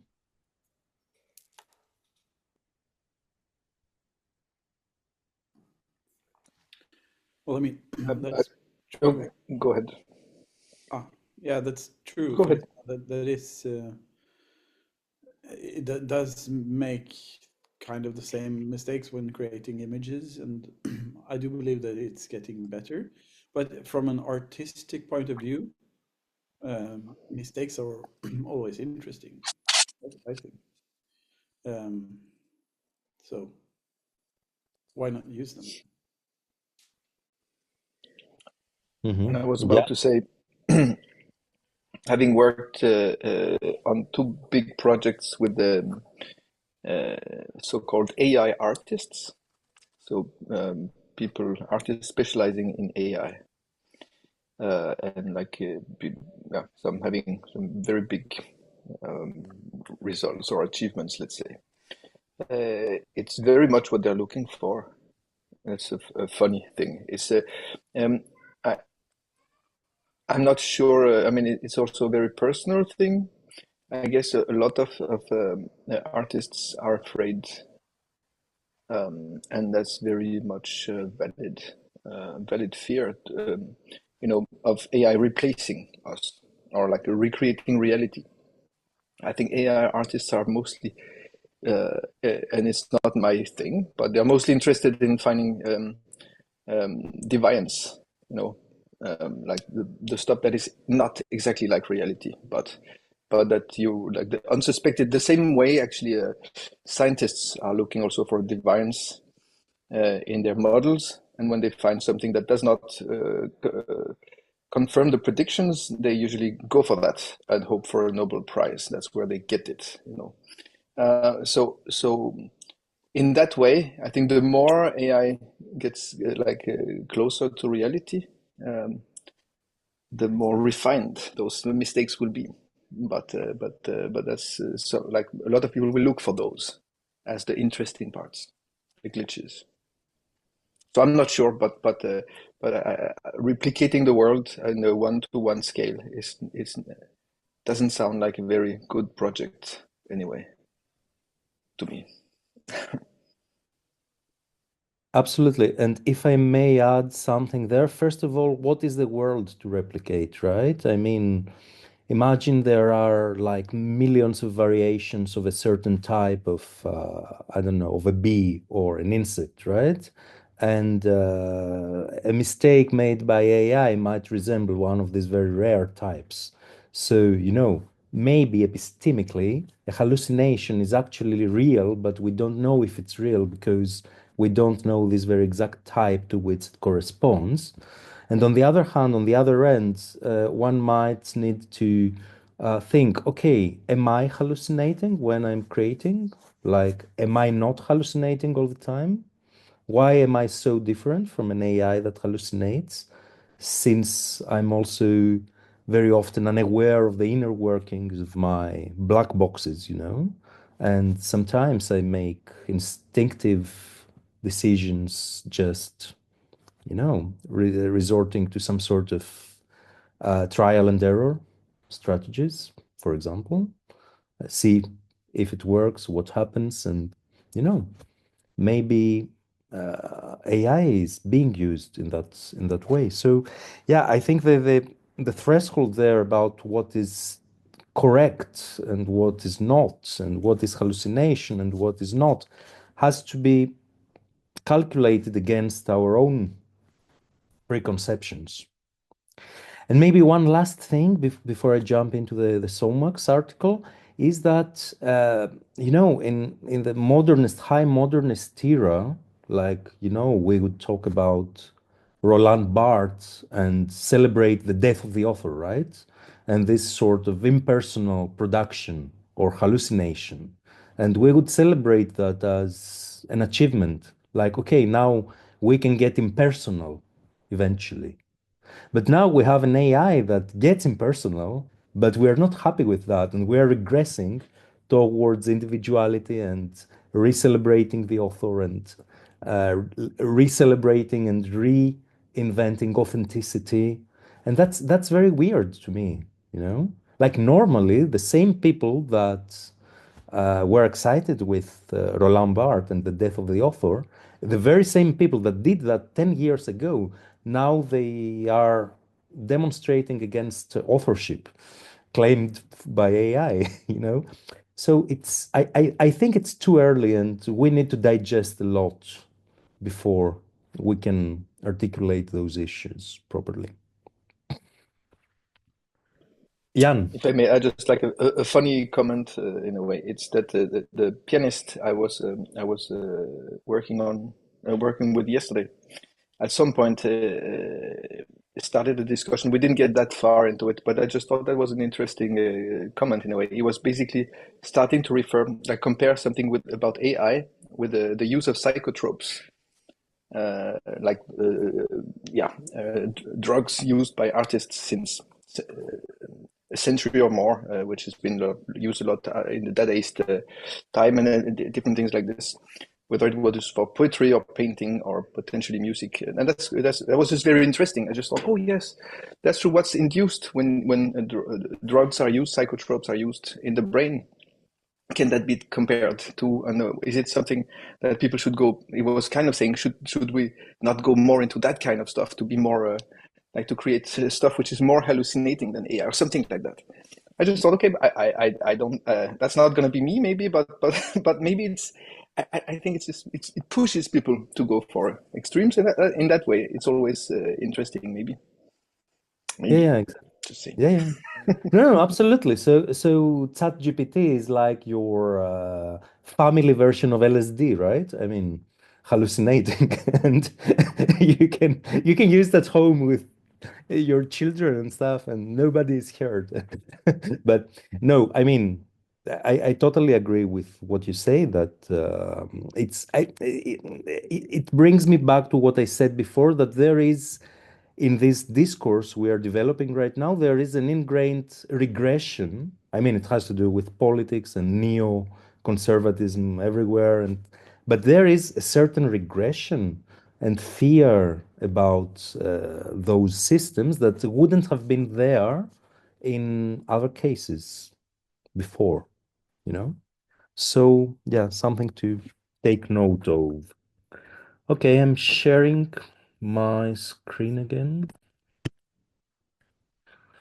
Um, so yeah, I was asking about this article and if it felt super complex and technical, and that was intentional. So maybe I don't know if you've ever had any experiences with Somax, if you've used it, or now it's becoming quite popular. There are groups on the internet, there are sessions taking place. Uh, has anyone used Somax or? I used the first version, not the two. Okay. Yeah. How did it feel? Like Well, I mean, it is interesting. I haven't used it extensively to the point that, but I've been thinking of how to incorporate like sensory information to that into Somax. But yeah, I interesting. mhm. I haven't performed with it though. I haven't done any Oh, concerts. so how did you use it exactly? I'm used it like at home, trying it out with All right. with playing clarinet and audio, sending All audio. right, all right. And you found the results to be predictable or engaging or like Sometimes engaging and sometimes not, but that could also be because I haven't I didn't use it that much so that I could really know that I can tweak everything. There's many things to tweak in the system. mhm. But I'm gonna look into it's quite a big the two. It's quite a big improvement of the first version. Or So talking about the first version, you're talking about Somax or about Omax, like the no, the Somax, the All right, Somax. right. The two, yeah. Yeah. There are lots of improvements, it seems, and it's working. Like I'm also being very, very critical of it, maybe more than I should, because I'm working with these guys. So, but I mean, it's terribly interesting, and now it's interesting that there is a community of users being created. So, Yeah. You can see my screen, right? Yeah. So yeah, for those who don't formally know it, Somax is an artificial intelligence-based multi-agent system. So basically, you create many different instruments or voices or agents for human-machine co-improvisation. So the premise is that you always have a human interacting with the system, right? It's made for that. That generates stylistically coherent streams while continuously listening and adapting to musicians or other agents. So that gives us a very good clue about the architecture in general. You do have a machine that generates stuff, very similar to the machines we saw with Udio and Suno and all that.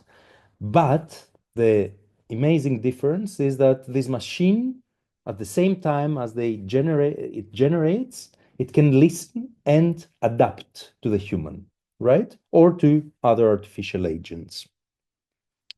The model on which it's based can be used with little configuration to interact with humans in full autonomy. Now that's something to discuss, but this is basically what Robert was hinting at. So you have a mode whereby the system is independent, but also you have a mode where the system can be tweaked and turn into some sort of smart digital instrument. There was a long history of developing the systems at TÜRKAM from the early OMAX systems already in the 90s, 80s even. And now it's part of a big project, a big ERC project that studies distributed creativity, symbiotic interaction between humans and digital systems, and mixed musical reality. So it's always very important to consider AI in, let's say, a wider horizon of the fourth industrial revolution, which includes the metaverse and augmented virtual reality. It includes decentralized internet, right? Like Bitcoin, NFTs. It includes the Internet of Things and ubiquitous computing. And very soon it will include the quantic computing. I'm saying all that because somehow all these parts interact and change the whole landscape.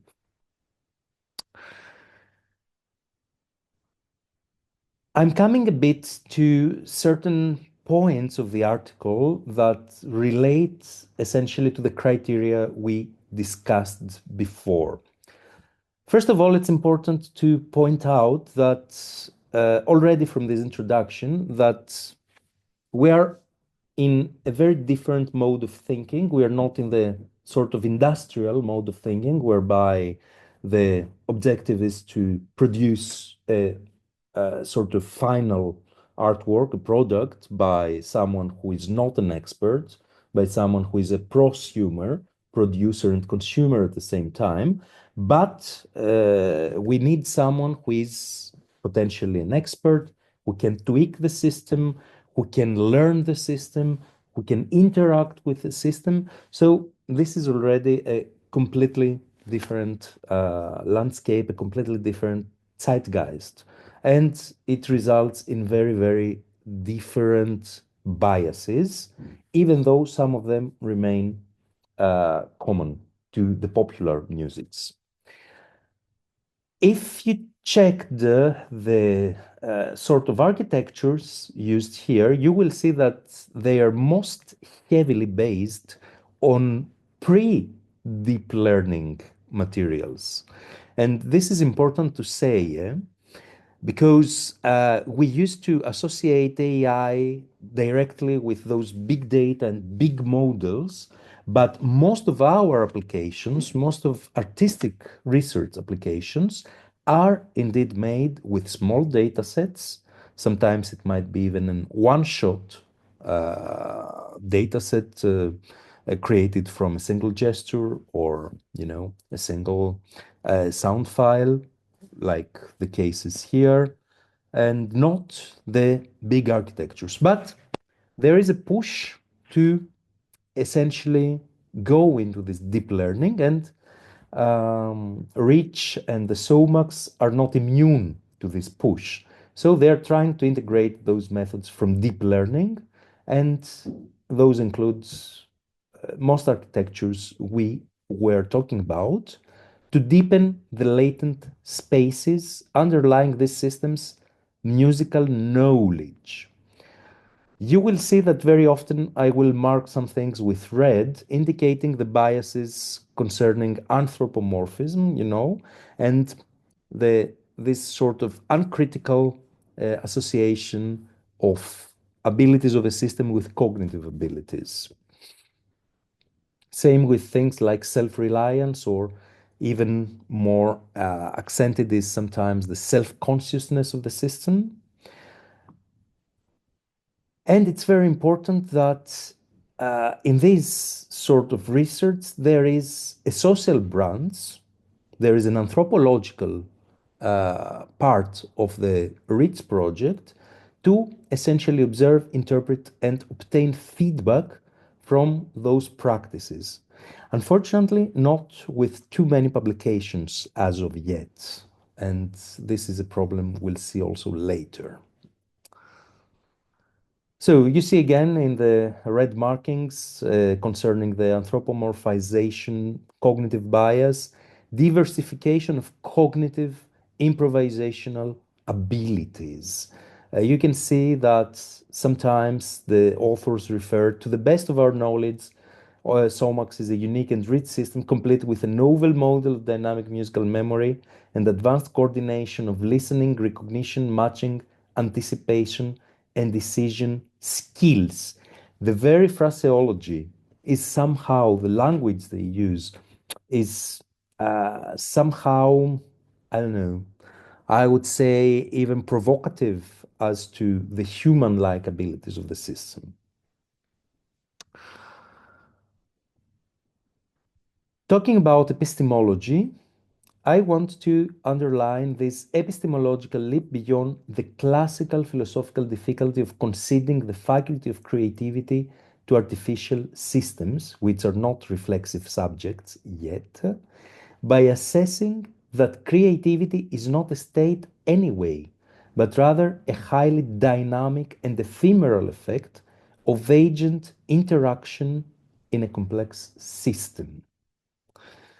That's quite a statement here they are making about co-creativity, basically saying to us that, okay, every sort of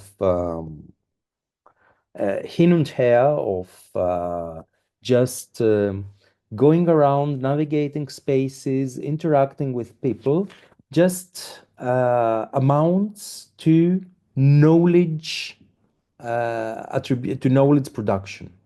And there I have great problems with this sort of definition.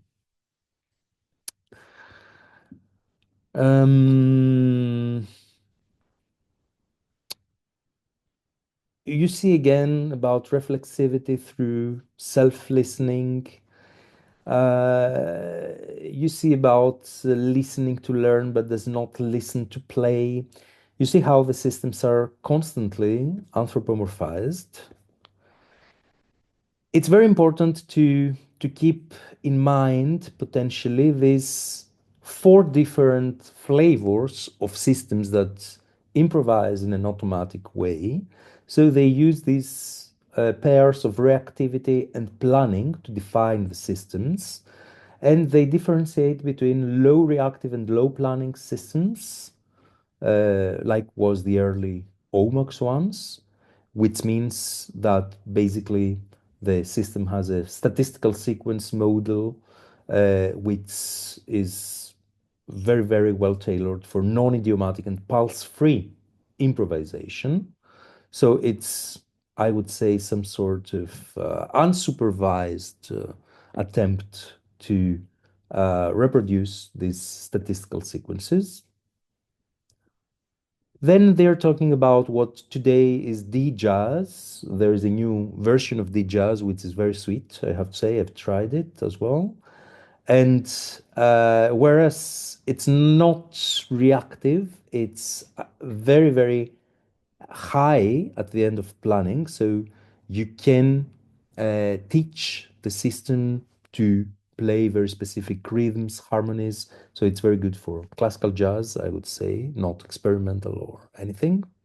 Then there is this DC2, which is high reactive and high planning, while keeping the fluidity of OMAX.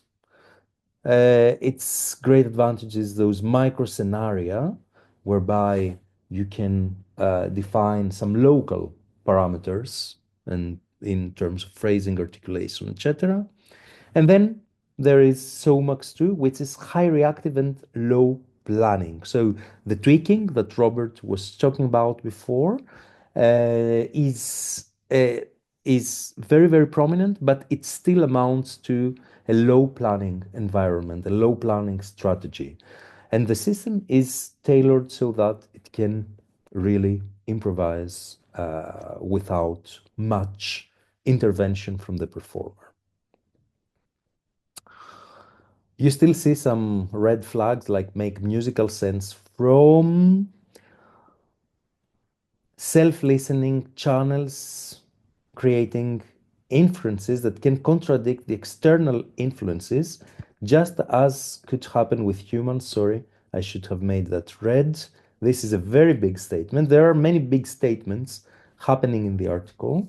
So it essentially says that the system is self-conscious here and can infer, it can make inferences, that's crazy. I mean, even the most advanced models, they don't claim to be inferential in that way, and that the inferences can contradict the external influences as could happen with humans. I leave that to your own discretion. And maybe the most important part for today is exactly the one we are arriving right now, whereby one can judge these 5 structural parts or skills, as they say, anthropomorphizing that, of the system. The first, and here is where we can use the criteria learned in the first section of the seminar to reflect a bit on what's happening with SOMAX in a more nuanced and more sophisticated way.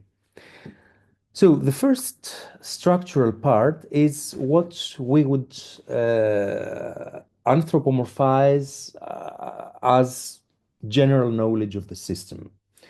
This, they say, is a latent space built once by machine learning algorithms trained on large musical data collections, encoding general, harmonic, and textural knowledge. At some point, they come back to this sort of latent space. This is properly generic for a list of things, but even when they analyze that, they don't give us much on what is this large musical data collection, if it has a name, if it was taken from a certain base on the internet or an institution or whatever. No, there is no such mention. They say that it's a collection of copyright-free MIDI files with solo and ensemble music from the 17th to the 20th century.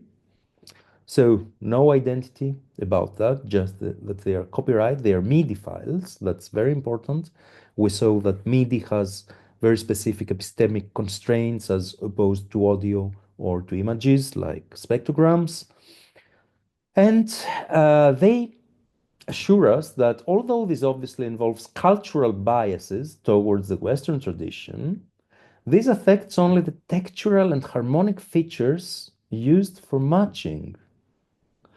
Continuous pitch tracking and the possibility to load agents with audio materials from any tradition makes SOMAX fit to co-improvise in other settings, and we have already experimented with this using Makam and the Indian-Japanese instrument Sahibaja. So, I mean, to me, this is a bit of, I don't know how to put it, it's a bit of a culture washing thing, right? Because they are aware of bias, but obviously they could have made an effort to go into the databases and enrich the databases themselves, right? To create databases with Makam-based music or Raga-based music or other forms of essentially even non-pitched material I mean, they could have created textural considerations alone and spectral considerations alone, but no, they choose to use this very limited database with essentially ethnic material. So reproducing a very, very Orientalist outlook, I would say, and a very colonial mental frame as far as the use of SOMAX is concerned. And it's really a pity because I have to say here a personal experience of mine. I participated in one of the big conferences, Improtech and festivals where SOMAX is central. And this is a really diverse environment with indeed many, many musical cultures and practitioners being represented. But how strange to have this diversity on the surface, but this latent space being flooded with just MIDI files from the 17th to the 20th century. I find it really weird. Then they are talking about the discrete sequential learning model able to determine the pattern organization of musical streams and form a state-based memory structure, which is the local or stylistic knowledge.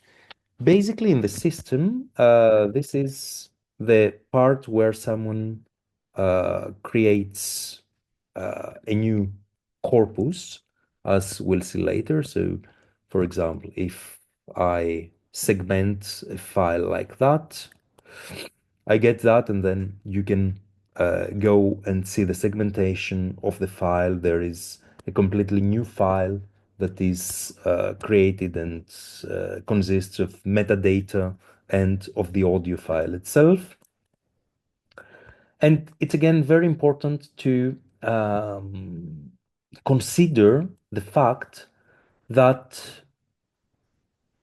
musical time is always associated with some sort of pattern organization based on sequences. What is here explicit somehow silences or other forms of organization. For example, imagine if one could organize these sequences in relation to embodiment, or if we're talking about the singing voice, if one could relate all these things with articulatory effects of the mechanism, for example. You could have some sort of physical modeling going on there, and this sequential learning could take up physical qualities of voice formation, right? Voice generation. There is a dynamic cognitive memory model which is able to evolve continuous activation maps over the state structure representing the hotspots reacting to ever-shifting internal and external influences and viewpoints. So basically here it refers to how the system has an underlying possibility to localize this very, very discrete model and to activate certain parts of it. If here you have the whole thing, then this is only parts, the hotspots, which come up as peaks in relation to the real-time machine listening device that is able to segment, analyze, and encode musical streams in discrete components that are continuously matched. So to give you an image of that, which will make it much more. Yeah, here we are. And we're talking about essentially the navigation model of the audio corpus in SOMAX, whereby the navigation model is made up of these pitch, harmony, feedback slices, which have been analyzed in the previous steps from creating, using the latent space we saw before to create the sequential model, and then to create the dynamic cognitive model, which merges and scales peaks and associates them with previous peaks in order to eventually give the output, which can be MIDI or audio depending. So you see that these architectures seem very, very straightforward, very simple when one looks at them, but the inner workings of each part of the architecture essentially applies very, very specific constraints and epistemic biases. Last but not least, there is what they call a set of interaction policies, excuse me. And this set of interaction policies means how and when the player reacts to the influences of the human, how the machine reacts to the human player. And again, there one can tweak different points, make it reactive or continuous. Those are the two obvious parts. So if I make a, let me try and play just, you let me know if you cannot hear, but normally it should go okay.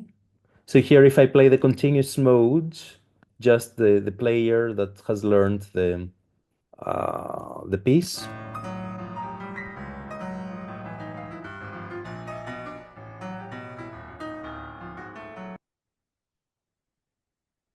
That's in a continuous mode where it just plays the piece, but if I put it on a reactive mode and I filter it through another piece running the server,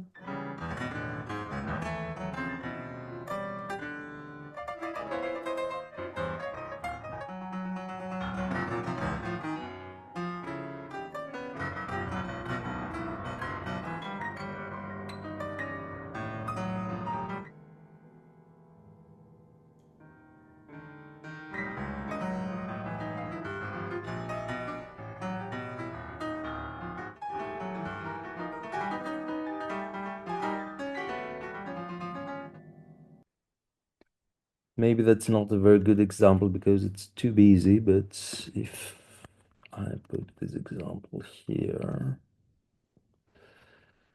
okay.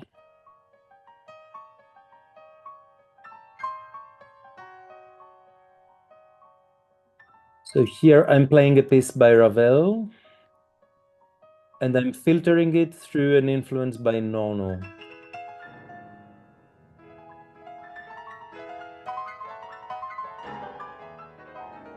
And I change the policy to reactive.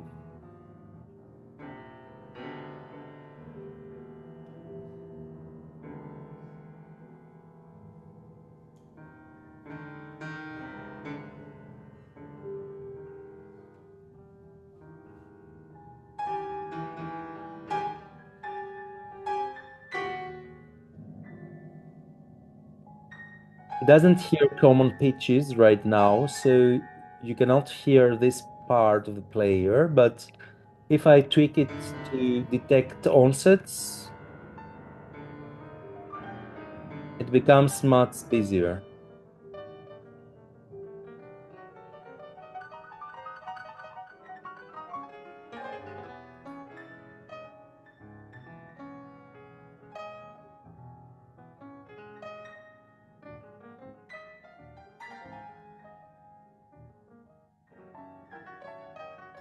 And I can tweak special aspects as for the chroma and the pitch analogies. Okay, just connect a bit to the system itself. The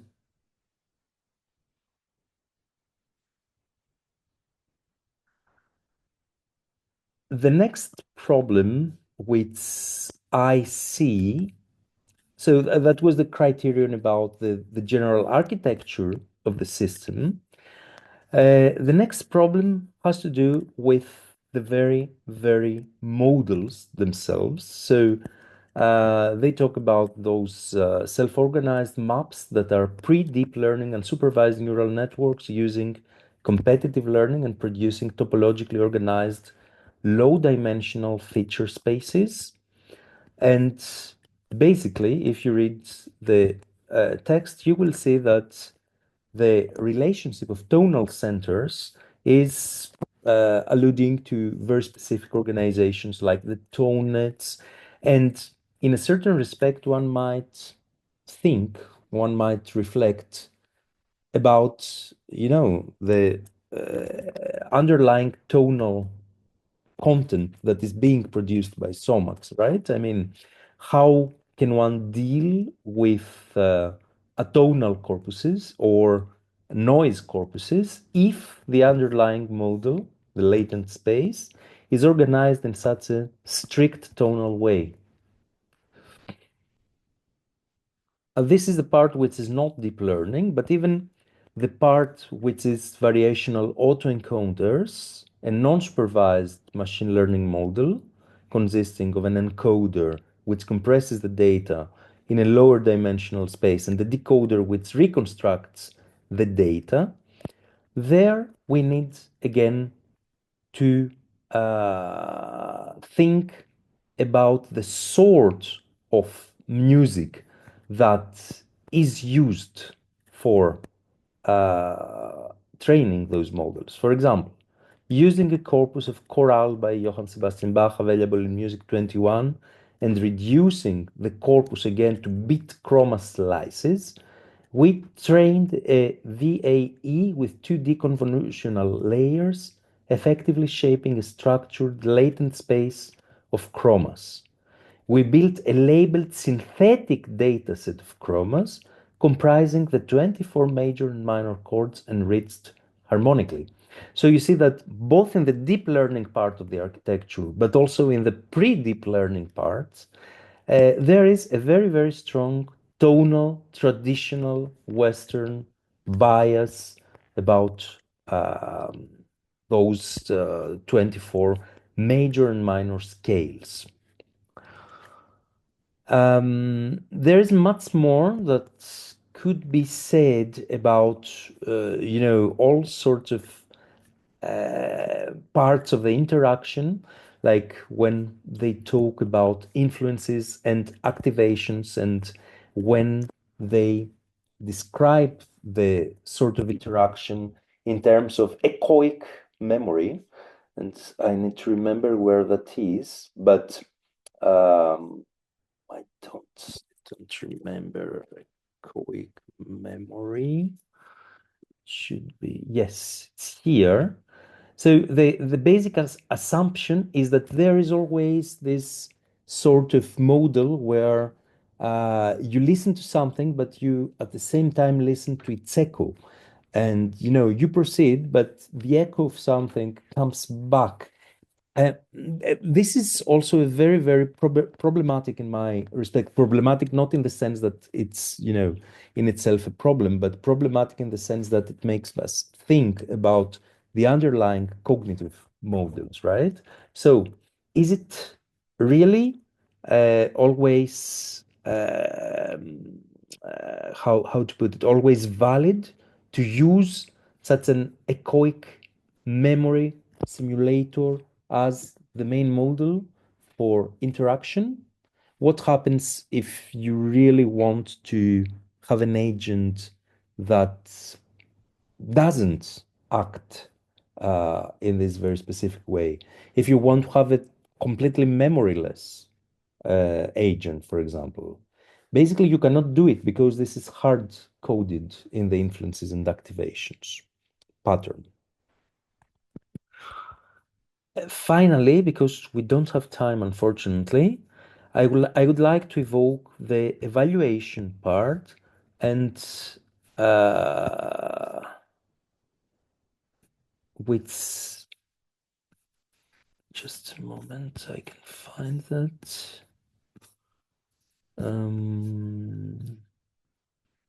Where is the evaluation part? Here. Evaluation. How do we establish that the Somax 2 productions are satisfying? Of course, the first intention is to observe human reactions. Are performers pleased and stimulated? Are they ready? Do they consider the musical experience as novel, rewarding, and creative?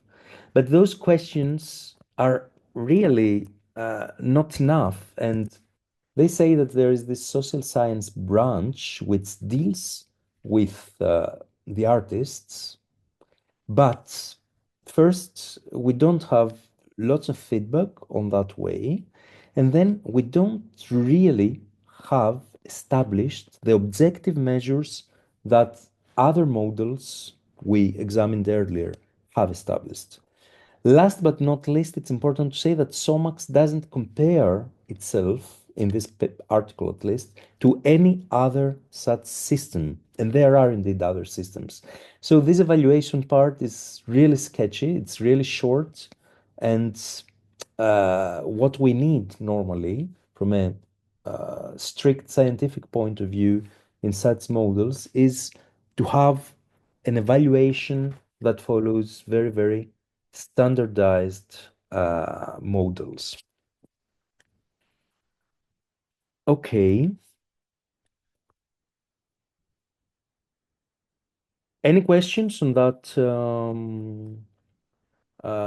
part of the article?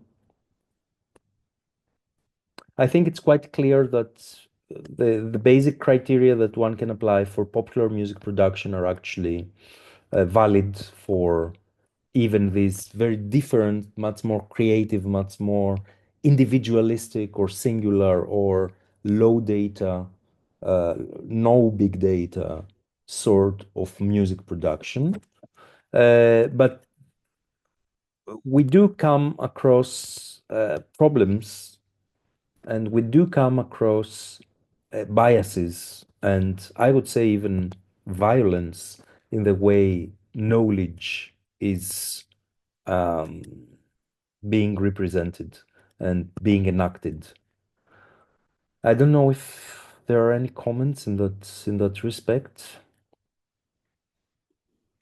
Yes, I have a question. I Mhm. didn't get if this SOMAX has been used in a live performance or in a concert, because it seems like very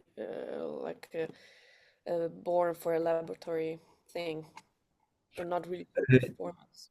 No, actually, right now there is a great community of users, and it's being used in great stages. There was a Carnegie Hall concert recently dedicated to the Boulez centenary, and actually they improvised, like the creators of Somax improvised with I think the ITSE, the International Contemporary Ensemble in New York, and they improvised on materials by Boulez. And then you have great people like Evan Parker, great saxophonist Mari Kimura, who is a great violin player, Joël Leandre, she's like a legendary. So, yes, many people do use it and do use it in many creative ways. And you can, if you Google the SOMAX 2 pages at IRCAM, you can find a very good library of references there, and also videos, tutorials, and all that. But I didn't focus on this because I didn't want this to be like an advertisement for SOMAX, obviously, but rather No, a no, no, critical, I but mean, in rather a terms critical, sure, in yeah. terms of also knowledge, I'm pretty interested in the knowledge from the performer. So I wanted to understand what is the impression from the performers rather than from the creator, that of course has his point of view. So that's why I was looking for That's like, a very good point. yeah, I ideas. also have I also have used it quite extensively, and I used it, I started from the user point of view, like very much like Robert, like experimenting a bit modestly with that. Then at some point, they invited me to play with Mikhail Malt, who is one of the main developers right now of the system, and he was tweaking live the system, and we made a duet dedicated to Xenakis Evriali. And there it was very interesting because I developed three different strategies in tweaking my material as a performer. So I would play the same and see what the system would come up with, the same as in the score. Then I learned how to improvise inspired by the system. So I learned to improvise on Evriali by Xenakis, and eventually I would introduce completely alien materials. And to my surprise, I found out that, very often, as Robert said, yeah, you have the feeling that the system is very predictable, but especially at the point where you start introducing things that it hasn't learned, it makes very, very strange things. And there was a third step when I started integrating my previous work with gesture and sending spectral transformations through the gesture follower. And there it went completely nuts because it was microtonal stuff. And somehow, and still you cannot explain those because there is this black boxness of the variational autoencoder part where they go into the latent space and you don't know really it's just learning the distribution. So that sort of revived my faith in playing with the system.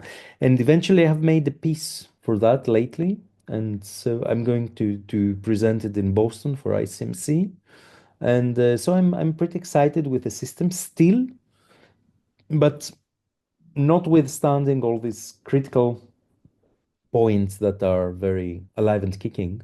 And I think the bottom line to that would be that using any system eventually comes with a great responsibility on our part. And this responsibility is to have an idea of the inner workings and the limitations of the system, and not to consider the system as an a priori agent that we can just play with and enjoy and do pleasing things.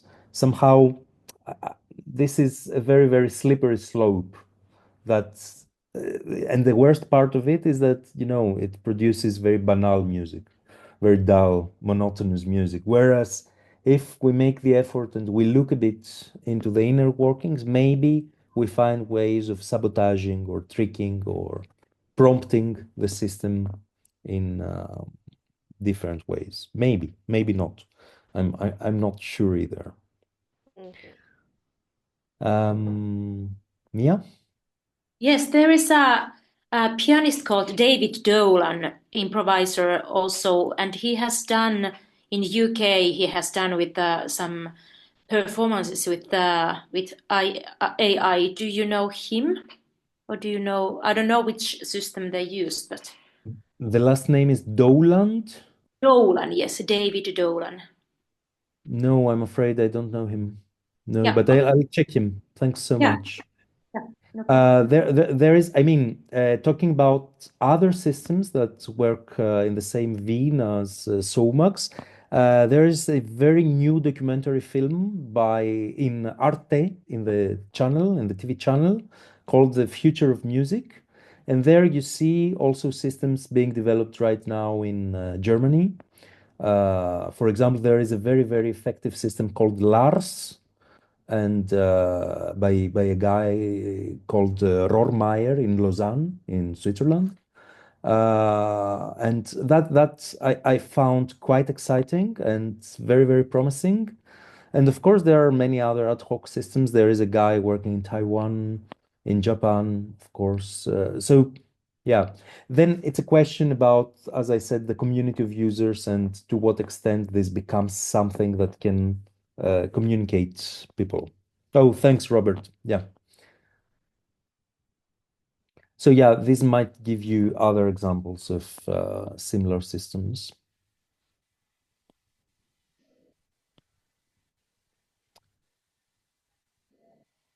Jan? Yeah, I was just thinking about also the pieces I've been working on with the AI. It was not AI, it was not used to create music. That was my role. And I was kind of in one of them asked to sort of simulate AI behavior somehow. Because as far as I can see, even highly rated AI artists tend to use AI as as an idea or something. They use it to generate a lot of data, and then they pick up what is good for them and they arrange it, write extra text in between the different parts, or add like make variations, add specific pictures that they think makes more sense, because in general it just often fails at generating interesting data, like on a like consistent level, like in duration. You get very nice stuff and then it becomes whatever, and then it's nice again but in a different way. So they tend to pick and just reorganize and then present it as AI generated, which is highly something we can really discuss. It's, in my opinion, it's really not at all AI generated, because the organization for me matters much more than the content itself. You can pick random data made by people. It makes not much difference in that way. So I think it's very interesting when it's real-time work as what you're presenting, and thanks for the presentation. Actually, it was very, very interesting. It's very interesting to see, okay, what does it become? Do we have the same problem? Does it eventually become boring and then interesting, and then something that makes no sense and then interesting again? A lot of improvisation also works like that a bit. You have these moments when it doesn't function anymore, and then the musicians eventually gather some energy or something and just find a new spot, or work out on getting to some place where it makes sense again. So it triggers a lot of curiosity on my side. I'm also perplexed as to when I see if I go see an improvised concert, or if I participate in an improvised concert myself. I'm looking for the high level, So if I go see something made with AI that has to do with improvisation, if it's not high level, then I would consider it as not that interesting. AI is not in itself enough to make it interesting, in my opinion, if I listen only to the music. But it might become that, and that's when it becomes. Well, at least what I like with Somax is that it's made to interact with humans. And I'm pretty sure the community has looked a lot more. There must be entire groups making Somax interact with itself and making some kind of feedback systems, so that they just looking at where it goes, and maybe in the end it just ends playing the same note over and over again. I don't know. Like the game of life. Sometimes you get to some patterns and then they just repeat itself, to the infinite. I'm just curious about that in a way, but that's more my own interest. Absolutely. Yeah, and one could imagine like finding a way to connect it to a language model and prompting it through language, for example. That would be really interesting, and it's totally feasible, I think. But who knows? Now what I'm trying to do is import some gestural markers in the way to build corpuses, so that the segmentation is also related to gesture. That's my next project with Somax. So I'll keep you posted. And that's a new feature, like it wasn't possible before, but now they've made it possible. So it might give something new to think about.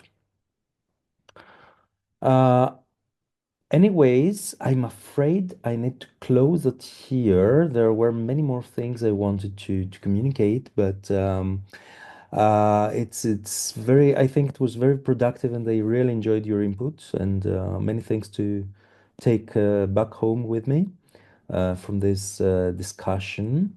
I think what Jan said in the very end, that being AI doesn't say anything, is also very much my own credo. Like indeed, we have to resist the media hype, right? I mean, we need to resist by knowing.